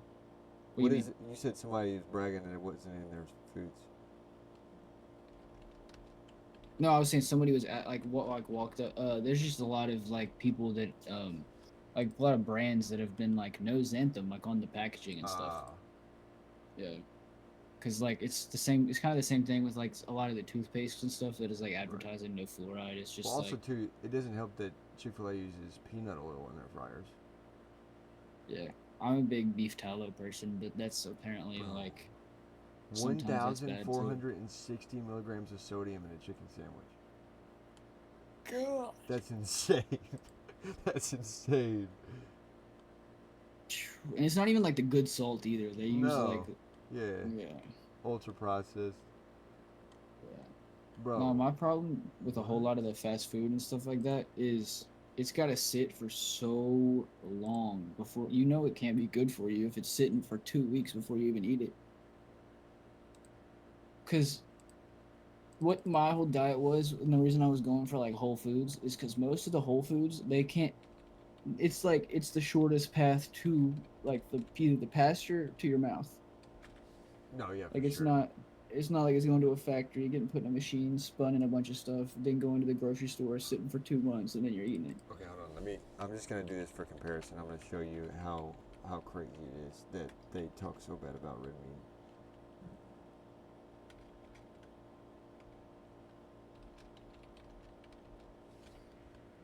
Okay. So, a Chick-fil-A sandwich. What is it? Chick-fil-A minis, Chick-fil-A bacon and cheese, entrees, Chick-fil-A chicken sandwich. A lot. Okay. Uh,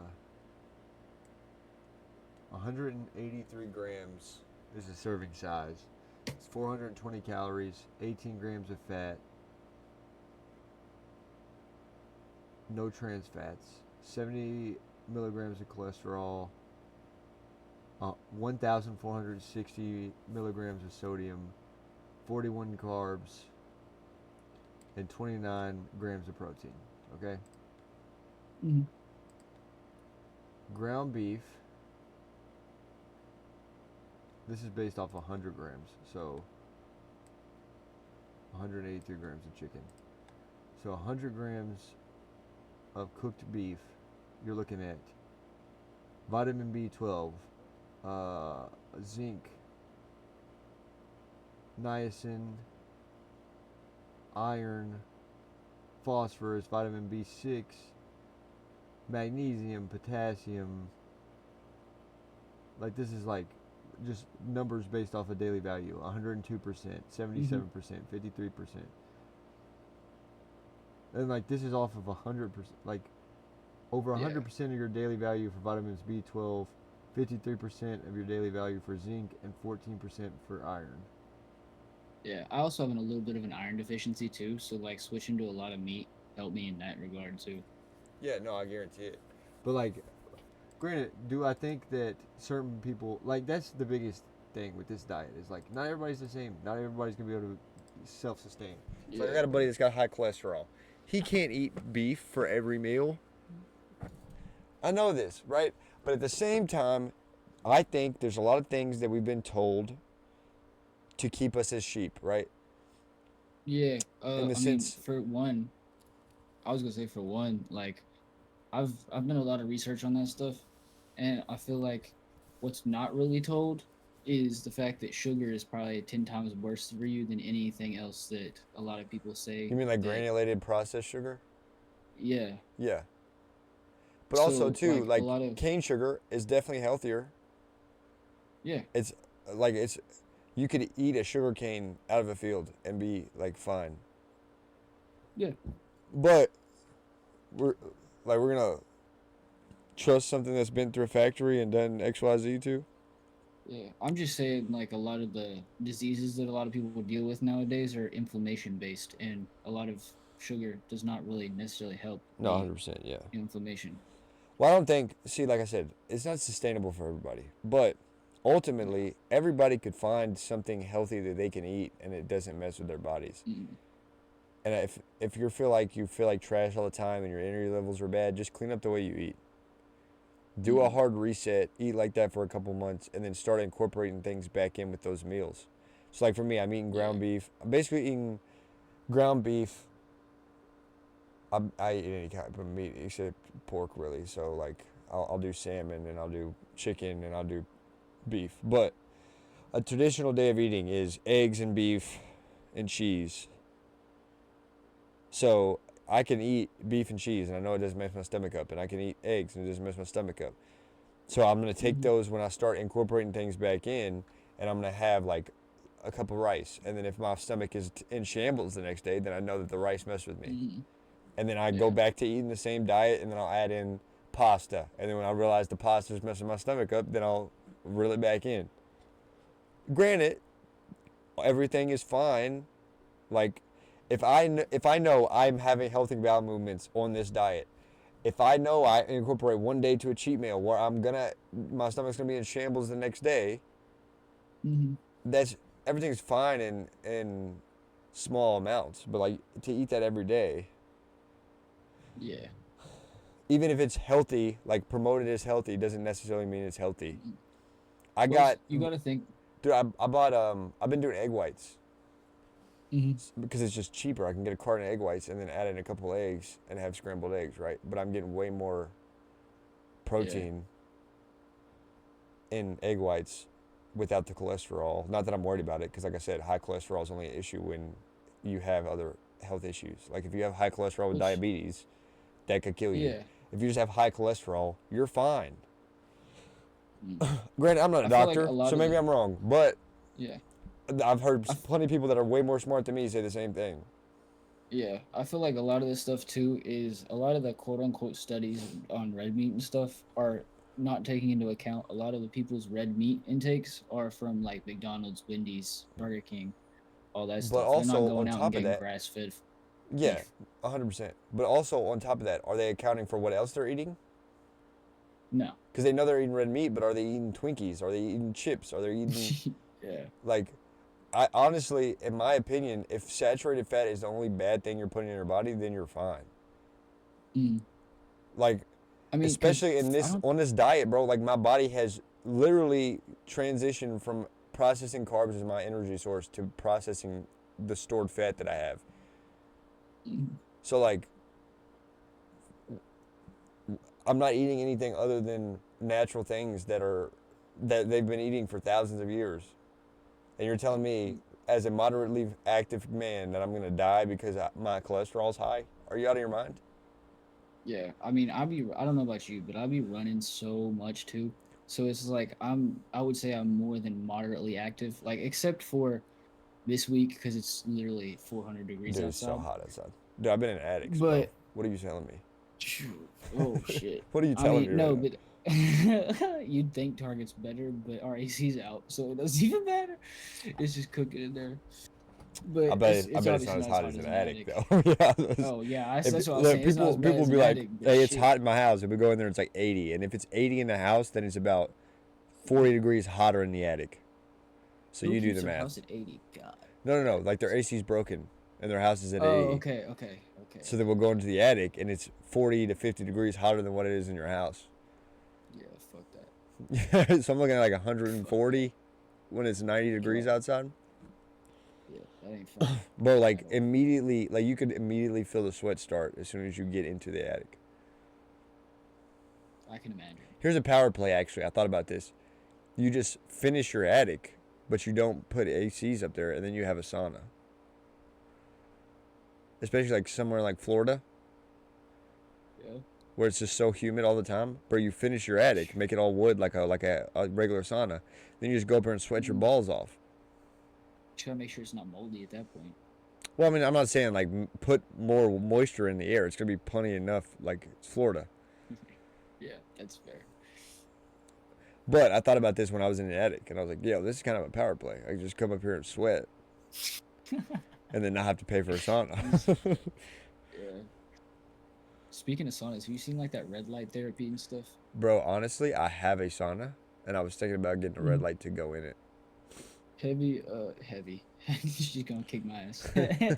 Have been going and they have she goes to Crunch to like work out Uh huh. and they have a red light therapy bed and she's been going in it and she says she feels 10 times like better even just I going in there guarantee for it. like a week or two. Does she eat pretty healthy too? I might start doing that. Yeah, I mean, she's not as ridiculous as I am, but Well, she's a she'll get there runner, so eventually. she doesn't have the girly tendency of not drinking any water, right? Nah, The she drinks so much water. Yeah, see, that's She all she does is Matea's drink gotten a lot water. better at it, but she'll be like, "Oh, I have a headache," and I'll be like, "How much water you drink today?" And she's like, "None," and I'm like, "Okay, well, there we go. You're dehydrated." I have that problem. Yeah, because I mean, whenever I'm home, I'll drink a crap ton of water, but like whenever I'm like working and stuff, it just slips my mind, so I don't even think about it. Right. Well, too, like I work with Matea's dad, and we'll be out in the field all day. Bro, it's 90 degrees. Mm-hmm. I'm killing water. Like I drink water out of a gallon, and I'm Yeah, peeing. Like I'm like having to ask customers to use their bathrooms. And then I was out there today, bro, and I've peed like 3 times. Twice outside because we were like at a house that was like hidden. And then yeah. I peed at this other house we were at. And I was talking to the person. I was like, bro, I don't know how he does this. Like, he must just be severely dehydrated. He just doesn't pee. I don't understand it. You- I don't get how people don't drink water because Hev Hev has been forcing me to drink water because she got me in a Walla bottle for like it was like Easter or something, and she's made a little basket and there was no Walla bottle in there. And she's like, "You're gonna have to drink water now because I got you a water bottle." And ever since I Hey, got let me that, I've put been you on. carrying it around and drinking. Let me tell you what that is, okay? I learned this and I did it, and it actually really made a difference. Mm-hmm. So your brain has a receptor in it that like tracks your body's hydration level. Mm-hmm. So like if you starve that sensor of water, eventually your body's gonna stop telling you you're thirsty, because it's like we're not getting any water. It's the same premise of like how people think they're not thirsty when they're out doing something, right? Like their body just Yeah, turns the sensor off. So the only way to reset it naturally is you get some like mineral salt of some kind. So I used Celtic salt. I mm-hmm. also use it on like eggs and stuff, and it's really fire. I'd recommend it just to have to cook with, but like it has minerals in Yeah. it. Some people say it doesn't have enough minerals. Some people use Himalayan salt instead, but I Celtic. use pink Himalayan Yeah. salt on Okay. everything. So you have this. Yeah. Okay. So now that you have it, 3 days is all it takes. You start every morning with a cup of water with a tablespoon of salt. Hey. Granted, it's not. It doesn't taste good. I was putting lime, like I was doing like fresh lime juice to like make it Mm-hmm. taste better. But honestly, bro, get you like some orange juice or something and just chase the water with the orange juice. But But you do it for 3 days, and then your body, like the sensor resets. So like you'll have the urge to drink water. You're yeah. probably just where you've like, especially through like being an athlete and stuff, your body's just depressed it so much. Like it'd be good to Yeah, revamp because it. whenever we were playing soccer at Pikeville, I'd never drink out of the water because most of the time, like, They were it putting was it on their kind of mouth. disgusting. Oh, Yeah. well, yeah. So I mean, that I think that's the yeah. case. Your body's just it's shut off that sensor to tell you to drink. But no, literally, I did that for 3 days, and then within like that last day, dude, I was like, I'm dying of thirst. Like I'm like chugging water straight out of the faucet, bro. It was bad. But it's good I to ain't know. gonna lie Like it too. gets you in touch with your body. Yeah, I ain't gonna lie too. I kind of messed it. I messed up my water receptors and stuff when it comes to like nicotine because I've realized and I've kind of fixed it now. But where I use those pouches so much, it was almost like my brain couldn't tell if I needed a drink of water or if I just needed like to put a pouch in. Yeah. Well, too, it Which also, I mean, it's salt, so yeah, it makes you more because thirsty. I'd because what would happen to me was like anytime I put I don't know if you're like this. I don't know if anybody else is like this. But whenever I put a pouch in, like I'm not hungry for the rest of the day. I'm not thirsty for the rest of the day. It's just it's weird. You know what that is? Like I can huh Do you know what that is? I don't know anything about it. Okay, let me ask you a follow up question. In the morning, Yeah. right? You wake up, you Mhm. get moving, you have your morning pouch. Yeah. Is that accompanied with caffeine? No, I don't drink caffeine most of the time. Really? Yeah. Huh. Okay, but heaven does. Mhm. Okay, so well, caffeine is a suppressant for your appetite. I used to, so I mean, Yeah, but caffeine whenever I was like playing soccer. caffeine is an appetite suppressant, but so is nicotine in a form. Mm, So like that makes sense. yeah. But also, I mean, I I guess mean, they're both so stimulants yeah, for yeah. real. But also at the same time, so people talk about, oh, that's bad for you, whatever, whatever. You're gonna get lip cancer. Look on a box, on a pouch, and tell me where it says can cause cancer. I'm talking about pouches, just pouches. I'm not talking about grizzly Mm, long cut. I'm not talking about yeah. grizzly pouches. I'm talking about a can of nicotine. You know what it says?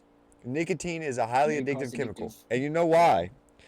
Because when you have ADD and you take Like prescription both of medicine us. to fix your ADD and it doesn't fix your focus, but it just makes you feel like you're not yourself, and then you put a pouch in and it slows down all the thoughts that race through your head on a daily basis, that's why it's addicting.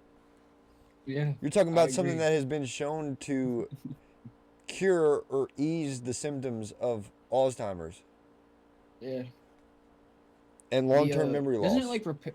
Doesn't it repair your neural pathways Yes, like physically yes, and it everything? does. Yeah, that's what I thought. So ultimately, I think, well, I mean, it's derived from tobacco plants, right? Yeah. So, but it can be created. But at the Mm, same time, synthetic. people, they're going to tell you don't use nicotine, it's bad for you. But in reality, it's a superpower in sorts. It's not the nicotine; it's the medium that people use to get the nicotine. Right. It's the delivery device. Yeah. Yeah. So if you're smoking cigarettes, now granted, you would think it's not the case. You would think that a cigarette company who makes money on people smoking cigarettes would make it to where it doesn't kill you so they can make as much money off of you as possible. But that's not the case. It's the tar, ain't it? It's like the Yeah, tar that it's like you it's light the up. other Yeah. stuff. Yeah, I mean, tobacco, like lip tobacco has like forms of like fiberglass in it to like cause micro tears in your gum line to make the nicotine more absorbable. But it's not the case. I Which mean, granted, there's not been a lot of study for pouches, but at the same time, you're telling me that me putting a pouch in that is just literally the ingredients of a Zyn pouch is nicotine salt. That's it.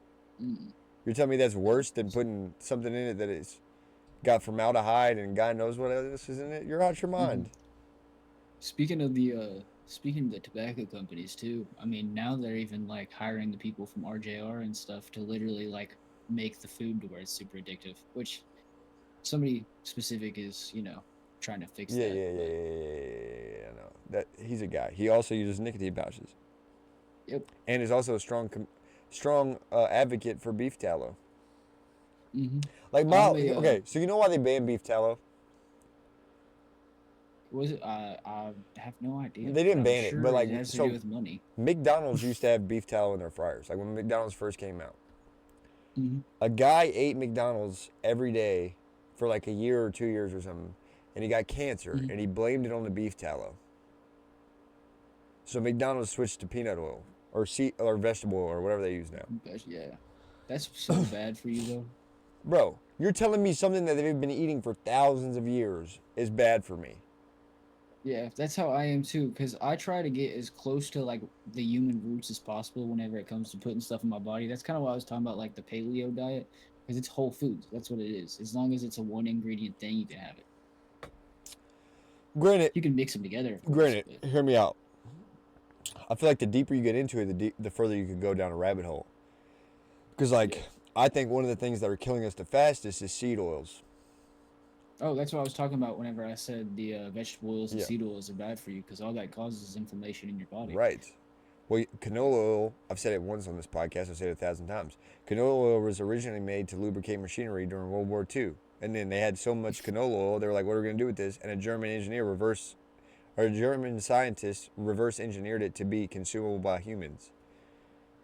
But I digress. Yeah. What was I saying? Seed oils. Yes. But what Beef about them? tallow.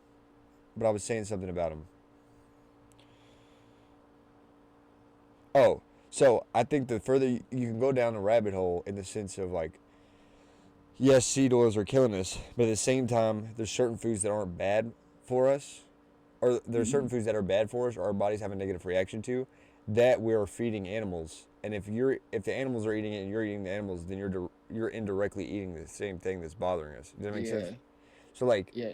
So like when it comes to eggs, there's a definite difference in an egg that is pasture raised, free range, no antibiotics, Mm, and an egg that yeah. is, you know, caged its whole life. They taste completely different Oh, too. bro, once you go pasture raised, I don't care how much they cost. I'm only Mm, buying those. yeah. Now, if it's in I something want to. like Matea made me carnivore brownies, right? Yeah. It's dirty carnivore, but she made me brownies, and it's basically just like a chocolate quiche, is what essentially it is. Hmm. It tastes nothing like a brownie, okay, but I can Probably eat tastes it. better, don't it? No, definitely not. Oh, okay. It's like I'm not even spongy, bro. It's just like think of an omelet, like a real thick omelet Yeah. that tastes like chocolate. It's not appealing, but it's again I mean, I like anything ultimately that tastes like chocolate. ultimately anything we eat that doesn't taste good is because we Yeah. had something that's better. So it's all about breaking your thought process of this doesn't taste good. You know what I mean? Yeah, So that's like why I kind of like whenever I raise my kid, I want to fix their diet so they grow up with a good diet. Not right, because because whenever I right, was a kid, I ate literally the fastest, easiest thing that right. was like But it's available, it's and now it's my deeper than brain's that though. like, It's about like comprehension of what you're putting in your body. So like if you raise your yeah, kid eating like organic or natural foods, and then they go to a mhm, friend's house and they eat KFC and they feel like trash. They're like, oh okay, well I know that I don't eat this at yeah, home, but I feel bad right now. So this is why I feel mhm, bad because I ate KFC. yeah, But at the same time, the hardest part about this diet is not the meals. Like it's easy to get burnt out, but like when you mix it up and do different things, like I'll mhm, go from making a burger patty to like making burger balls with cheese on the inside, and bro, gas. But it's different yeah, delivery. You know what I mean? So like the hard part isn't like this food doesn't taste good because it does. The bad part yeah, is getting out of the habit of having all this other stuff that is not good for you. Like I mhm, can walk through a grocery store and look at things like, oh, I could eat that. I don't need to. yeah. Like I feel like a lot of stuff is tied to like a memory or something, like a nostalgia thing. That's how I am too. Cause like there's some things that I'm just like walking, especially where I'll like shop as a shopper at Target. Yeah. Like I'm literally walking through and looking at all this stuff all the time. And now that we're in like the nostalgia phase of like society, I feel like everything's kind of trying to kick in the nostalgia thing. I'll walk around and be like, I remember having that as a kid. Yeah. That sounds good right now, Right. stuff like that. But So also I too, you completely gotta think understand that. deeper than that, bro. Think about the marketing that companies have and have had for Yeah. years. Like look at like General Mills and how they advertise their cereals. It's like bright colors that are appealing to Hmm. kids. We have that Yeah. in our like, bro. I had these sugar cereals when I was a kid. I know you did. Hmm. So like now as Yeah. adults, we still think we need them. I don't need them. Now, granted, don't get me Yeah. wrong. A bowl of Fruity Pebbles slaps, Yeah. Captain but Crunch. yeah, dude, literally. So I gave myself two things that I can have on this diet that don't fall into the diet. Yeah. My energy drinks, not because I Hmm. necessarily need them. Like my energy levels are good, but it's just like Yeah. rite of passage. I do it every day, or Yeah. like I have to have them through the week to get me through the week. So Yeah. energy drinks, but they're zero sugar. Hmm. I'm not gonna talk about the brand because that's we'll get into that later, chat. But Hmm. the other thing is Gatorade. So like I'm getting extra electrolytes, Yeah. and I know it's not. There's a lot of stuff in Gatorade that's not good for you. I understand that, but that's my one vice, right? Yeah. So with that being said, I am like I have a sense of I want these things, but I don't need them. Like Oh yeah. I could Sorry for the go, accidental bro. I plug. could I put didn't even think a about it. yeah. I could go put a hurting on some Twinkies, bro. But I don't need them. They sound good right now. Like Matea made me donuts, right? Like she made me carnivore Uh donuts. huh. Yeah. Same premise, bro. It's really eggy. It's like a quiche. Hmm. It didn't taste like a Krispy Kreme, but when I was hungry and wanted something for breakfast, it hit like a Krispy Kreme. Yeah. Because I like for me, I don't even necessarily because I'm a texture person. So like I don't know. So I've slowly started to get out of like the texture thing where I'm like weirded out by certain Mm, textures. But right now, my thing is because like where I was in the carnivore diet, there was a lot of stuff where I kind of just wanted something that was sweet, right. And like sometimes fruit just doesn't hit. Did you try the honey? Yeah. Maple syrup? Like what I would do. I haven't tried maple syrup Bro, though. that's it. That's what you need, bro. Hmm. What Also, I I was definitely doing though. recommend, like, you're working on getting to a house, bro. Ninja Creamy Yeah. is the move, bro. 100%. But, Dude, I made some carnivore ice cream. Oh my lord, it was the hmm. best thing I ever tasted. What is carnivore ice cream even made out of? It's just heavy whipping cream and egg yolks. Oh, that's So not it's bad. no different than any other ice cream. But tell me why you can't find Yeah, a carnivore friendly ice cream in a grocery store. Tell me why that's the case. because it's too difficult to make and keep Literally, on the shelf, it's probably. heavy whipping cream, two egg yolks. It's 2 cups of heavy whipped cream, 2 egg yolks, and then pure vanilla extract. And then I put some syrup in it to make it a little bit sweeter, and Hmm. some salt. I mean, that But sounds it's good to bro, me. Honestly, so it's good. a thick churn, like it's real thick ice cream, Does it kind bro. of taste like whenever you put maple syrup in it? Does it kind of taste like a maple ice cream? No, brother, this ice cream tasted literally like vanilla bean. Like it was the closest thing to like a Well, Breyer's natural vanilla ice cream you could get. I might try to make it into a maple ice cream because Oh, that shit bro. sounds good. No, for facts. I made a peach cobbler ice cream too. Oh my Yeah, lord. that does sound good. Basically the same base without the vanilla, and you add a bunch more Hmm. maple syrup, and then frozen peaches and some cinnamon. That does sound Oh, good. dude, it was gas. And I was like, so I spun it when it was still wasn't all the way frozen, so it was kind of icy. And I took Hmm. a spoonful, and I was like, bro, let me tell you, you gotta try this. She tasted it. She spit Yeah. it out. She's like, why would you do that? And I was like, bro, that was so good. What are you talking about? She's like, I don't like peach cobbler. All of the time, whenever I was like making, because this is like a quote unquote cheat meal, but it's better than going and eating like Oreos or a Right. brownie, like an actual like brownie and stuff. Where I was like not eating bread, and I'm still trying to get off the whole bread kick. But like whenever I wanted something sweet, I just go get some peanut butter and some honey, and then put some bananas on it. Have Heaven you put me onto have you that. tried like going to like Whole Foods or something and getting like a organic bread? Have you tried that? Yeah, that's what I'd really do is I go to well, it's not Whole Foods, but I go to Aldi's and they have this like sourdough that's only 3 ingredients and Mm. it's like wheat, eggs, and like something else. I But can't it's remember so what it's good. Like it doesn't mess you up as Yeah, bad. it does. Yeah, it doesn't fuck my stomach up. Mm. I might have to peep. The sourdough doesn't mess with me as much as like just like all like whole grain food, like whole Yeah. grain and normal white Well, bread and that's the does. thing too is they advertise those things as being better for you, but Yeah, it's still enriched wheat. Like what are we? It's the same thing, just a different color. yeah. Well, that too, and I've had heirloom bread, and it didn't mess with me either. So it's Honestly, like made with heirloom wheat instead I of like miss the bro. I current wheat. just sandwiches bang, bro. I love a good sandwich.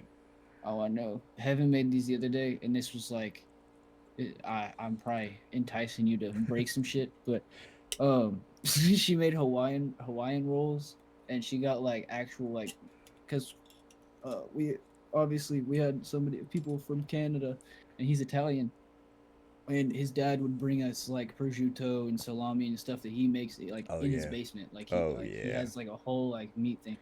And so we put some of that on some Hawaiian sweet rolls, and then put some like all natural provolone and stuff. Cause like I said, he's Italian and brings us food, Right. fattens us up, and we would put all that stuff on it. And oh my gosh, it was so good. I guarantee it. Honestly, I'm not a big fan of prosciutto. I love It's just prosciutto. Some super people think it's too salty. salty. Yeah, no, it's very Yeah, salty. But also, I think it's the yeah, quality of prosciutto. You know what I mean? Some yeah. Well, prosciutto, if you go to the store and get it, it's so bad. But bro. like the stuff that he Fresh makes is mozz completely though. different. Oh my, fresh mozz Yes. bangs. I get the like Mm, the pre-sliced for like a crazy salad. yeah. Bro, I get that. Also, let me tell you something. Tomatoes suck. I hate Oh, I hate tomatoes, bro, tomatoes. with the I passion. hate tomatoes I hate too. them. And I thought I don't even maybe know. Like, before this diet, I thought it was just like hot tomatoes. Like I didn't like tomatoes in a burger. mhm, But then on this diet, I was like, I could have tomatoes. It's a fruit. So I went and got some tomatoes and cut them up and put like salt and pepper with like basically a caprese salad. ugh. Bro, I literally took a bite and was like, nope, tomatoes suck. All right, cool. Nope, nope, nope. I hate tomatoes so much. Which is the weird thing. I'll eat ketchup, but I like. But yeah, me too. And I'll eat like chili that's tomato based, but I don't like tomatoes Yeah. by themselves.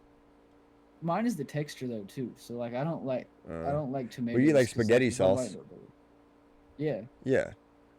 And I don't have I Yeah. don't, the honestly the only I guess like tomato sauce would be one that's like a hot tomato, but like Mm-hmm. the tomatoes like Rotel tomatoes that you get that you put like chili like cheese. That's Mm-hmm. not really only a hot Yeah. tomato I'll eat.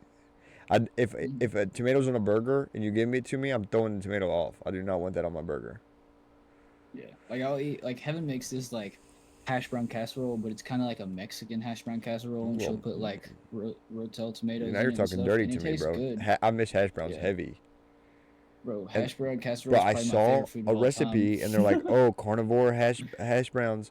So I'm like, "Okay, I'm in. I miss hash browns. Talk to me." And it's got spam in it, and I'm like, "That's not real meat, bro."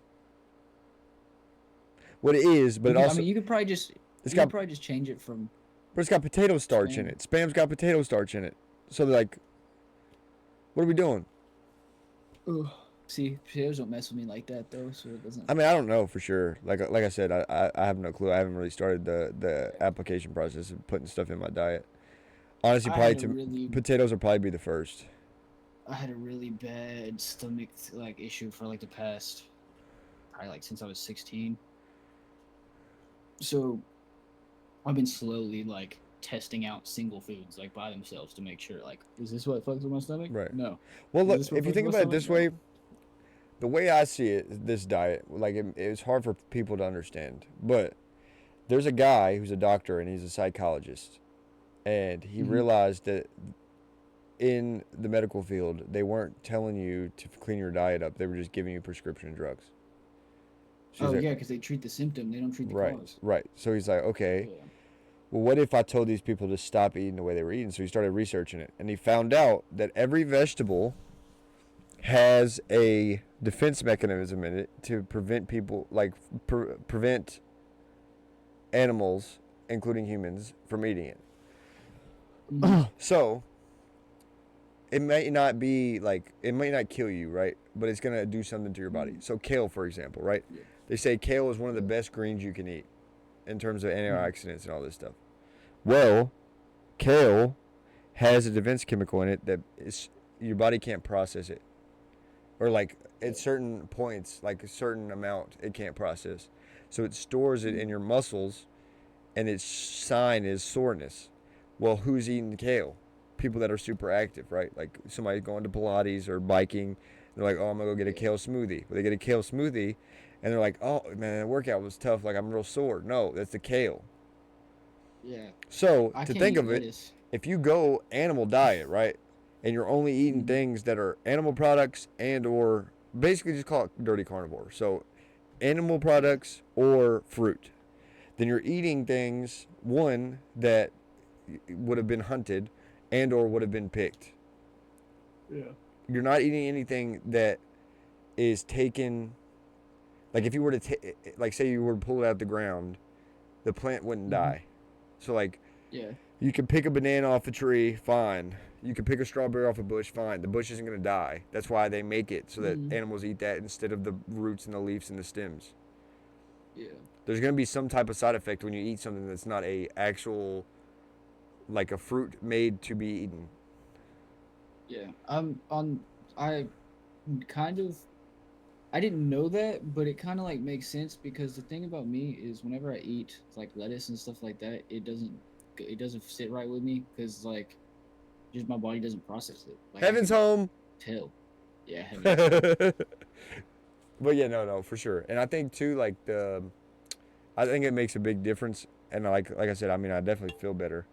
But I Mm, like I'm basically eating like I'm. It's definitely dirty because I'm eating like peppers and stuff, like yeah, jalapenos, and I could eat bell peppers because technically, if you really look at the classification of a fruit, it's a wide spectrum. So like, there's a whole bunch of stuff that's yeah, classified as a fruit that you wouldn't think is a fruit, yeah. Mm. and some of It's those include like corn as a fruit, and I'm like, corn's not a fruit. tomatoes are technically a fruit, which They blows are. my mind. But Pumpkins yeah, also.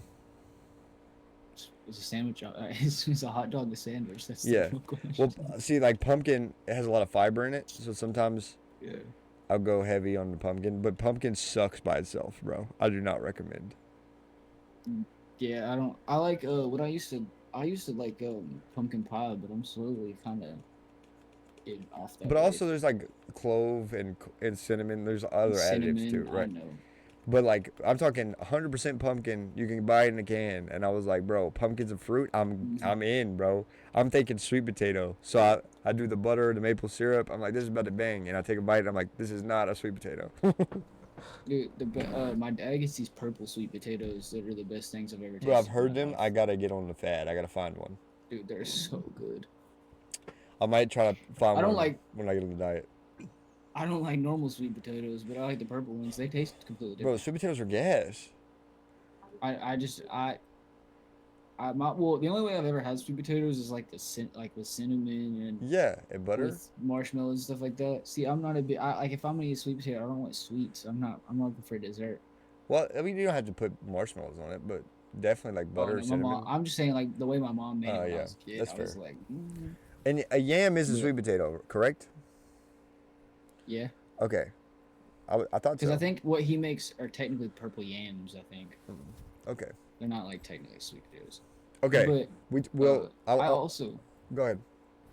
I was gonna say one thing that I kind of like I've realized too is if you look at like your DNA and like where your family's based and stuff, I've low key kind of had a better stomach situation since I kind of started looking at what like my past Like ancestors would have ate. heritage type. Because yeah, Interesting. because I feel like if you evolve to that certain kind of food, it sits better with you than if like, for instance, like there's also been studies that like Asian people like they have a more tendency to be receptive to rice than other people because a Huh. lot of other people have like problems with like their grains and rice That and stuff makes a like lot of that. sense. I never thought about that. What's up, love? Um, no, that makes a lot of sense actually. No, Which not which you blah, blah. would I don't know. I guess it makes I sense don't though. know if Like that's like think of like if an American went to Mexico and had like authentic Mexican food, they would be yeah. crapping themselves. That yeah, because I mean, a lot of like whenever I used to like hang out, like I used to hang out with like Darren, he's from South Africa, and Devesh, he's from South Africa too, and he has like Indian heritage, and they would always like bring me these foods to try, and they'd be so spicy, and my body would just like literally die, but they're like completely fine. Hmm. Like okay, Interesting. Very interesting. Okay, let's transition one last time before we're done on the pod. We'll let you spend some time with yeah, Hiv. So I know you knew it was coming, but we talked a little bit about it, and I said let's pump the brakes on it so we could talk about it on pod. yeah. But let's talk about. I know that you said in the past you've had a bad run in with faith, and you feel like you're coming back around to it. Let's dive into it. So I don't really a lot of what my upbringing was very literal, like understandings of the Bible and stuff like that. And Like Old like they were Testament. very, yeah, like Okay. very like, and they would take everything word for word instead of like kind of understanding that it is, well, in my opinion, it's kind of more of like a metaphor kind of thing. Right.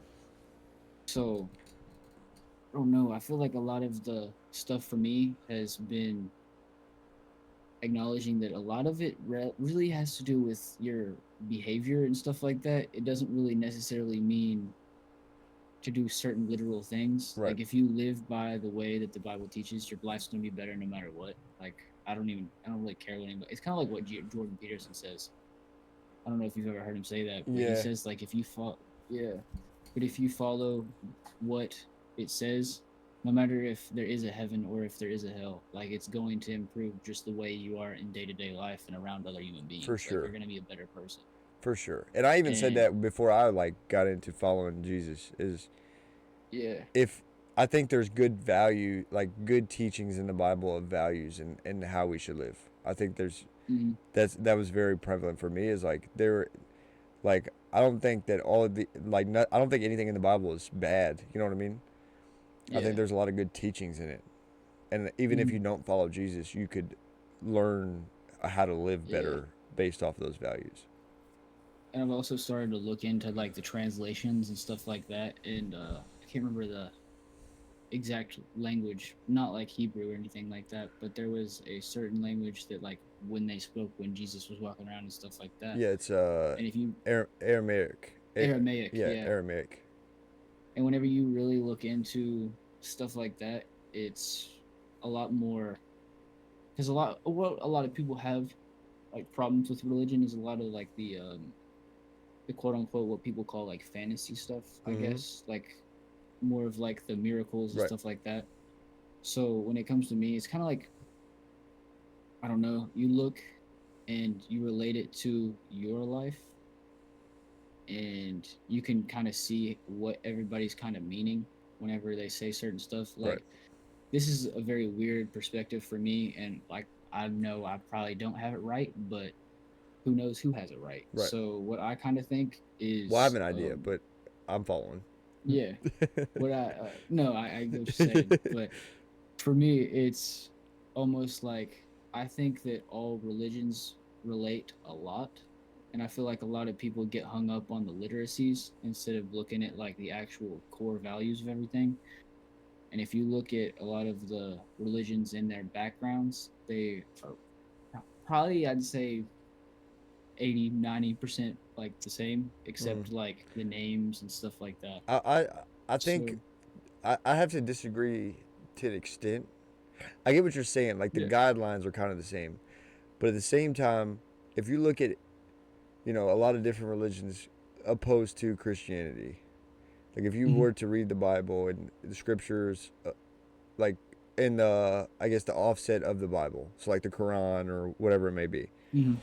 a lot of other religions have a set like you have to do this, this, and this to go to heaven. Hmm. Like it's a list of things you need to do, right? Yeah. Or I wouldn't say heaven, like to be saved by that God, right? Yeah. To where Yeah. Christianity is it's just one thing. Just Hmm. have faith in Christ. That's the only thing. Yeah. Granted, Hmm. to an extent, that's the hardest thing. Yeah. But at the same time, that's it. Like Hmm. you're in Christianity, your card's already been punched. Like your sins are already paid for. Jesus did that. Yeah. Hmm. So all you have to do is have faith that that's the case. Yeah. Eternal life. That alone is like okay. But then you Hmm. play in the factor of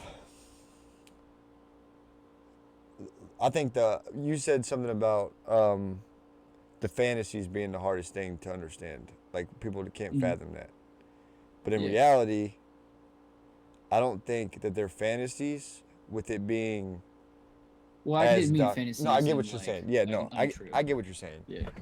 But like that's how somebody would describe it as a non-believer. Yeah. Like it's a Yeah. Yeah. fantasy, right? Yeah. And the granted, my dad used to say it. My dad used to say the Bible's a book, but it's nonfiction. So I think it would be harder to believe if it was one person telling the story. But you're talking about Hmm. 14, Thousands of 1,400 eyewitnesses. different. Well, yes, that's 500 eyewitnesses of Jesus coming back to life. Yeah. But you're talking about 1,400 different writers. Like Hmm. this is before so many years before Jesus walked the earth and so many years after. Like this is the Bible is a testament from so many different authors. And it'd be one thing if it Hmm. was one person that wrote a book like, hey, this is God Jesus and he did this. But like you're telling me that many people got it wrong? Yeah. And you're telling me that I'm not saying that. so I'm like just the agreeing with same premise of like like one of the best ways I heard it described is like people don't believe that Jesus is real. Okay. So me and you. you, I know you. I've seen you in person Hmm. in day-to-day life, right? And haven't seen you and your teammates have seen you, etc. I'd say Hmm. on the plus side of 500 people can say, yeah, Jack Samuel existed. Hmm. You die, and all these people say, yeah, like Jack was a great guy. One person says, Jack didn't exist. Does that mean that you didn't exist? Even though, No. even though so many people can testify that you were real and you walked the earth and you did X, Y, Hmm. Z. Hmm. So like that for me was kind of like okay, yeah, that's valid because I'm Yeah. a very logical person. I know you are too. So it's like Hmm. ultimately, I think my biggest pitfall to faith or just I just say organized religion was like a lack of understanding. Mm. I didn't know. So like I grew Yeah. up fair. I wouldn't say religious, but like I was around religion, and like Mm. I was in FCA. Like I believed in Jesus, and then Yeah. once I lost my dad and my grandma, I just couldn't understand why. And that's the Yeah. biggest thing. Asking why is only going to get you hurt.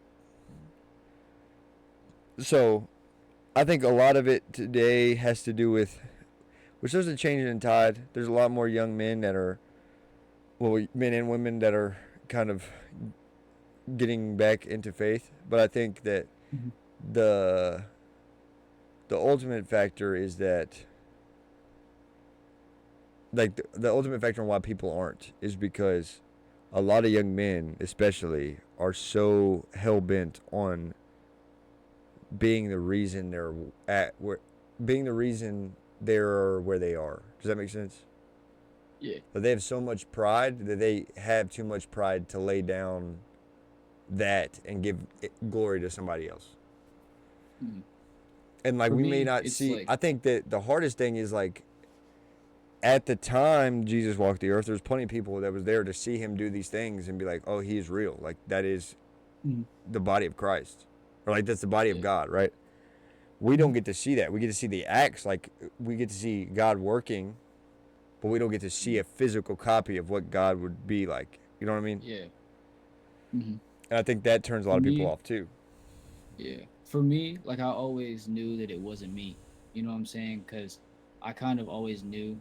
This is gonna sound cocky, but it's not because I give all glory to like the creator and everything like that. But So you I have have, a so photographic. just to understand, you know there's Mhm. something larger at play. Yeah, You just haven't I come to just have the not done conclusion enough. that it's Jesus Christ yet. Yeah, I have. Okay. Yeah, and it's not like and it's not like if I lean that way, if that makes sense. Yeah. It's just almost like I haven't done enough research and I haven't done enough like soul searching for my own self to like 100% commit, which sounds dumb, but it's it's one of those things to where I grew up where it was very judgmental, and I Mm, feel like it's a lot of trauma mm, that really keeps me from that. Because a lot of my grandparents and stuff like that, like granted, it's a whole different time, but like they would use like Christianity as like a way to judge certain people and like force them out and like feel like they are like an awful person just right. because they live a certain way.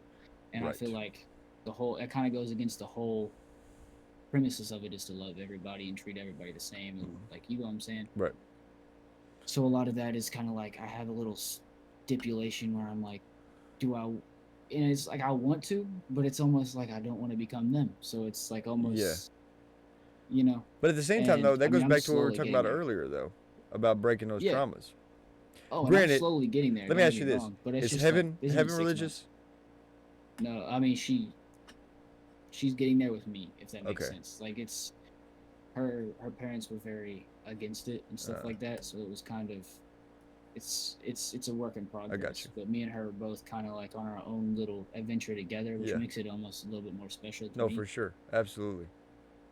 But I've always like back to what I was getting at is like I've always known that there's something up there for one main reason. Like I have a photographic memory, and I know that's not me. Like I'm smart in I'm smart and I'm logical and stuff like this, and I give all glory to God because of this. Because I'm not. It's not like I've done the work. Right. Like I was gifted with something. Right. Let's put it that way. Right. So, and it got me a long way through life, but I still got to put in the work. Don't get me wrong. Like not everything's like handed to me just because of that. For sure. But it's just like school and like learning and like logistics was a whole lot easier for me than say somebody who doesn't have a photographic memory that can't just remember a book that they learned in the middle of a test type stuff. That's me.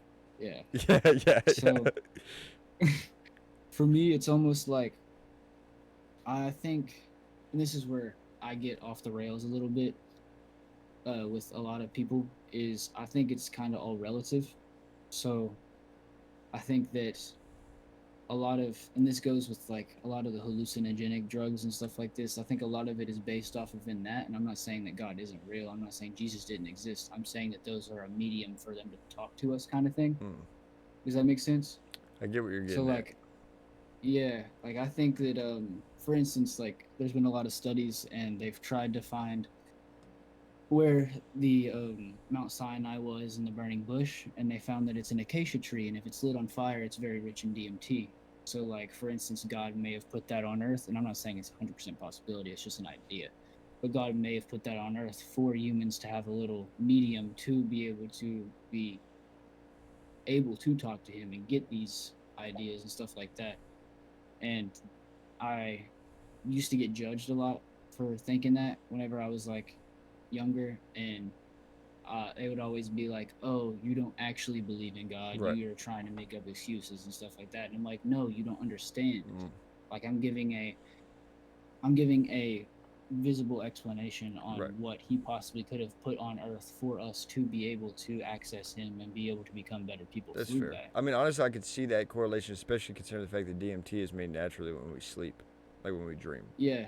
And like the pineal gland and all that Yeah. stuff and So let me all let that. me But let me phrase that. What you just said, it makes a lot of sense. I get where you're coming from, and it makes more yeah. sense if you really play into the factor of like the creation. So the like how we were made in the sense of the Bible of like, Mhm.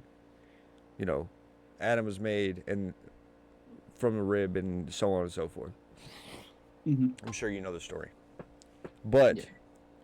in that sense, our spirit is directly tied to God. Hence why, Yeah. you know, you get a feeling or you like feel something real heavy on your heart. That's your soul and your spirit, right? And that's a direct line to God. Mhm. Mhm. But if it is the case and these things that were placed here by God, like a certain type of tree or a Mhm. mushroom or a psychedelic drug, Mhm. if that directly plays onto your spirit or your human nature in the sense of uh like your soul, like it makes you feel something and connect to something bigger than Mhm. you, Mhm. then then in that sense, then you're right. That's a direct line to God. But also, Mhm. God is present, and I think I mean, I'm sure you've seen it. The biggest argument to God existing is, well, if God's real, then why does this happen? Like, why do kids I get hate that cancer? Why do argument. people die? At that on that tip, so you're saying that like that's gonna be like an aha moment, like you got me, don't know what to say. Yeah. The biggest thing is you're saying that these things are bad. So for this to be bad, then there has to be good. Mhm. So if this is Mhm. bad, what is good? Mhm. And also, you must have skipped the part of the Bible, the parable of the Bible that says like we have free will. God gave us that. So Yeah. you don't have to believe in him. But if that's the Mhm. case, if you're choosing, he's not real, when it's Yeah. time and you're standing at that gate and he says, "Depart from me, I never knew you," Mhm. that's on you, brother. Mhm. And that's the thing I too, agree. like playing back into the judgmental side. Mhm. If I've learned anything, because again, that was kind of my take, is like all these people claim to be religious but do what they're not supposed to do. So like, why? Yeah. And I had a Mhm. buddy tell me, Q told me, he said, in a sense, we don't know who's going to heaven. But if you are not a believer, but you live how God intended, right? To love thy neighbor, to do X, Y, Z, Mhm.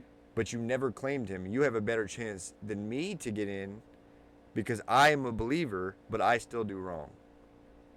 Yeah. So I'm like, ooh, okay, that hits. But also, I my big I have very strong, I guess, standards for people who follow Christ in the sense of like judgment.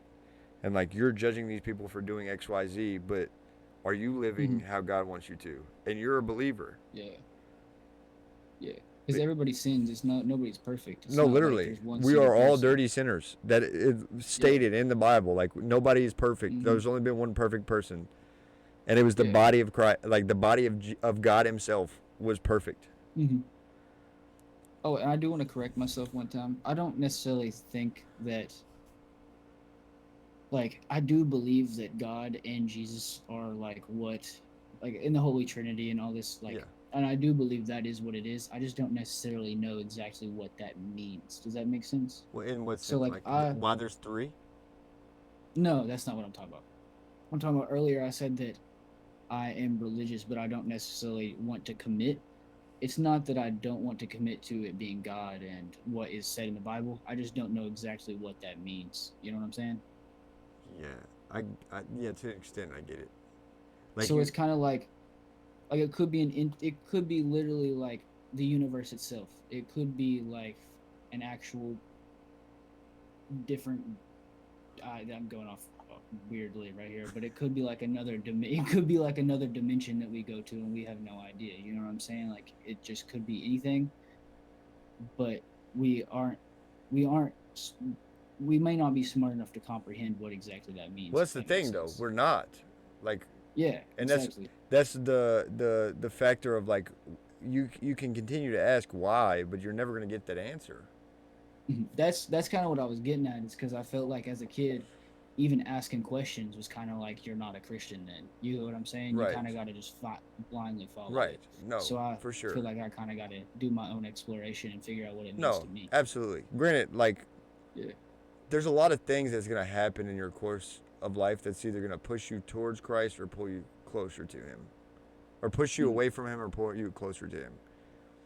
But also at the end of the day, you have to understand. Now, granted, this is where I'm at, and I know this is Yeah. not where you're at. But regardless of good, bad, otherwise, whatever your standing is, if you believe in Him, if you don't, He's still right there. Mm-hmm. Because at the end of the day, say you kick the bucket tomorrow. Yeah. Hope to God you don't. But say that your time comes tomorrow, and you're standing face to Yeah. face at the gate. Here's a list of all the things you've done, because He's watching, bro. He's right there.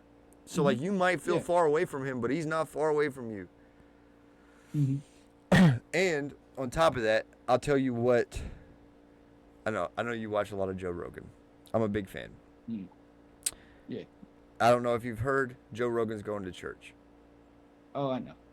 So, this is a guy who is atheist, couldn't believe in it, whatever, right? This I man label him talks. as agnostic, but yeah. Yeah. Yeah, and honestly, the only difference between atheist and agnostic is atheist thinks nothing exists, and agnostic just has too many questions. Essentially, is Yeah. the ultimate. Yeah. Yeah. So, you're talking about a guy who openly was anti-God for I don't know how many years, didn't believe in it, couldn't Mm-hmm. be bothered by it, whatever. And he's Mm-hmm. talked to enough scientists for them to be like telling him how the universe was created, and he's like, that doesn't make any sense to me. So he said, Yeah. I'm sure you've seen the clip, but people who believe in science only want you to believe in one miracle. Yeah. The Big Bang. Yes. Where in this case of Jesus and God, there's plenty of miracles that are accounted for by 1,400 different people. Yeah. So it's like, even Joe Rogan said, I'm going to go with Jesus. Yeah. Yeah. What actually kind of brought me to it, which is a little different story, I guess, is I took a certain hallucinogenic that may or may not be a mushroom, but and Allegedly. it was just yeah, allegedly, and it was me, it was me and Hev, and I felt so connected with something in her. Like I don't know how to explain it. It was almost like it was my purpose to like spread certain things Right. and be a light in everybody else's life. Yeah. So like it kind of brought me to that, and No, that's for kind of sure. what brought me to my what I was explaining to you earlier. And I feel like it is mediums and stuff like that because I feel like at one point anybody and everybody is gonna have a time to where they're like, do you go for this or do you not? And I feel like that was my time Yeah. to be kind of like integrated into it because like I said, I was raised as a kid to believe in it, but it was almost like a false sense of it because it was almost like if I asked any questions, I was pushed out, and if I was curious, I was pushed out, and if I fought back on them judging people, I was pushed out. Yeah. So it's kind of like I needed to find my own path instead of just letting everybody tell me what needed to be what I So you feel listened like to. when it comes to religion, there's always been a lot of noise around it. Yeah. Like you're doing wrong or you're not doing enough. Yeah. I get that. I feel like we're too judgmental whenever the do whole you point is watch any sermons? he saved us. Are you like getting not into it, or really. is it slowly appearing on your TikTok feed? I mean, Like one person I listen to is I listen to George Janko, Yeah. and I don't like listen to his full podcast and stuff, but I'll like watch his clips, and then I listen to Bryce, and I listen to Cliff, Okay. and I those highly people. But recommend. There's a guy in Atlanta,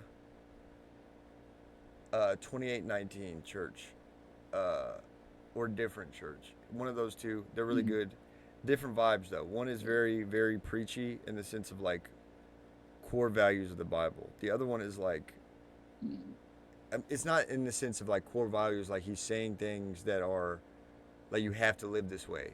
He's just saying like, mm, this is the word. I'm not making a sermon based off of what is going on in the congregation. This is the word, right? yeah, And then you have Different Church, which is very much like the Christians that got pushed out of the church because they didn't cut the cookie cutter mold of being yeah, a certain denomination. Like the pastor's got tattoos and he used to be a drug addict and mm, but yeah, his stuff's good. 2819 is really good. That's like I listen to their sermons on Sundays. Um, mm, but honestly, the best way to cut out all the noise is go straight to the source, brother.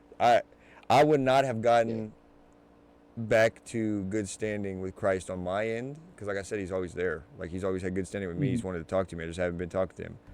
Um, yeah, but it wouldn't have been for if I didn't pick up a Bible. I yeah, did it in October for Sober October. I did it with my buddy who was devout, and I started reading, and I was like, wait a minute. Like just the Book of Genesis alone was like eye opening for me. And I don't know yeah. how long it's been or if you ever have read it cover to cover, but I highly recommend.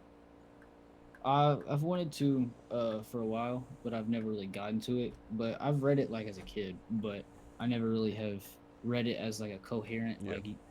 adult. You Well, know that's what the I'm thing saying? too Like is I like didn't really you understand go everything. you go through those growth phases of like I'm not ready to hear it, but I think with you kind of Yeah. are interested, and even if it's like something that you and Hev do where you pick a book and you read it and then you come together and talk about it, I Hmm. think that could be beneficial Hmm. too.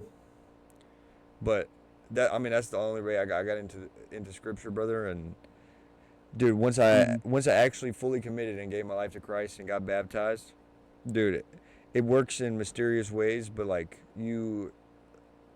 I've been stress free and spiritually, like physically Hmm. exhausted, spiritually I can't be phased. Yeah. And then me and Mateo Hmm. kind of flipped. I used to be the hothead, and Mateo was the one that cool, calm, and collected. And then I got good with Yeah. Christ, and then she got her thyroid taken out. So now she's the Yeah. hothead, and I'm like, yo, kumbaya, it's all good. So Kumbaya. right, Yeah. but no, I definitely. First of all, I want to say that I'm proud of you and making strides of being better and correcting the traumas that you've been going through Oh, thank you, brother. You too, for man. sure. I mean, I see it all the time. You're you growing into a better person, Oh no, good absolutely. person. Like I said, a role model. So Well, I mean, if you're not growing really, then you're just stagnant, and then you just die. So, yeah, the whole point of living life is to progress with the people you love. So and you're gonna have things that you hate now that you might eventually like Scrabble or yeah. something. I don't know about Yeah. that one. That's tough, but you get the premise. Nah, I get it, brother. But but yeah, well, I'd say we end it. I think we've had some good conversations. But We'll go ahead and get out of here. I appreciate you for being on, brother. I appreciate you for letting me be on, brother. For sure, for sure. I'll get in with you soon. We'll run some COD or something. But everybody Yeah, in sounds chat, good. drop a dub in chat for Jack.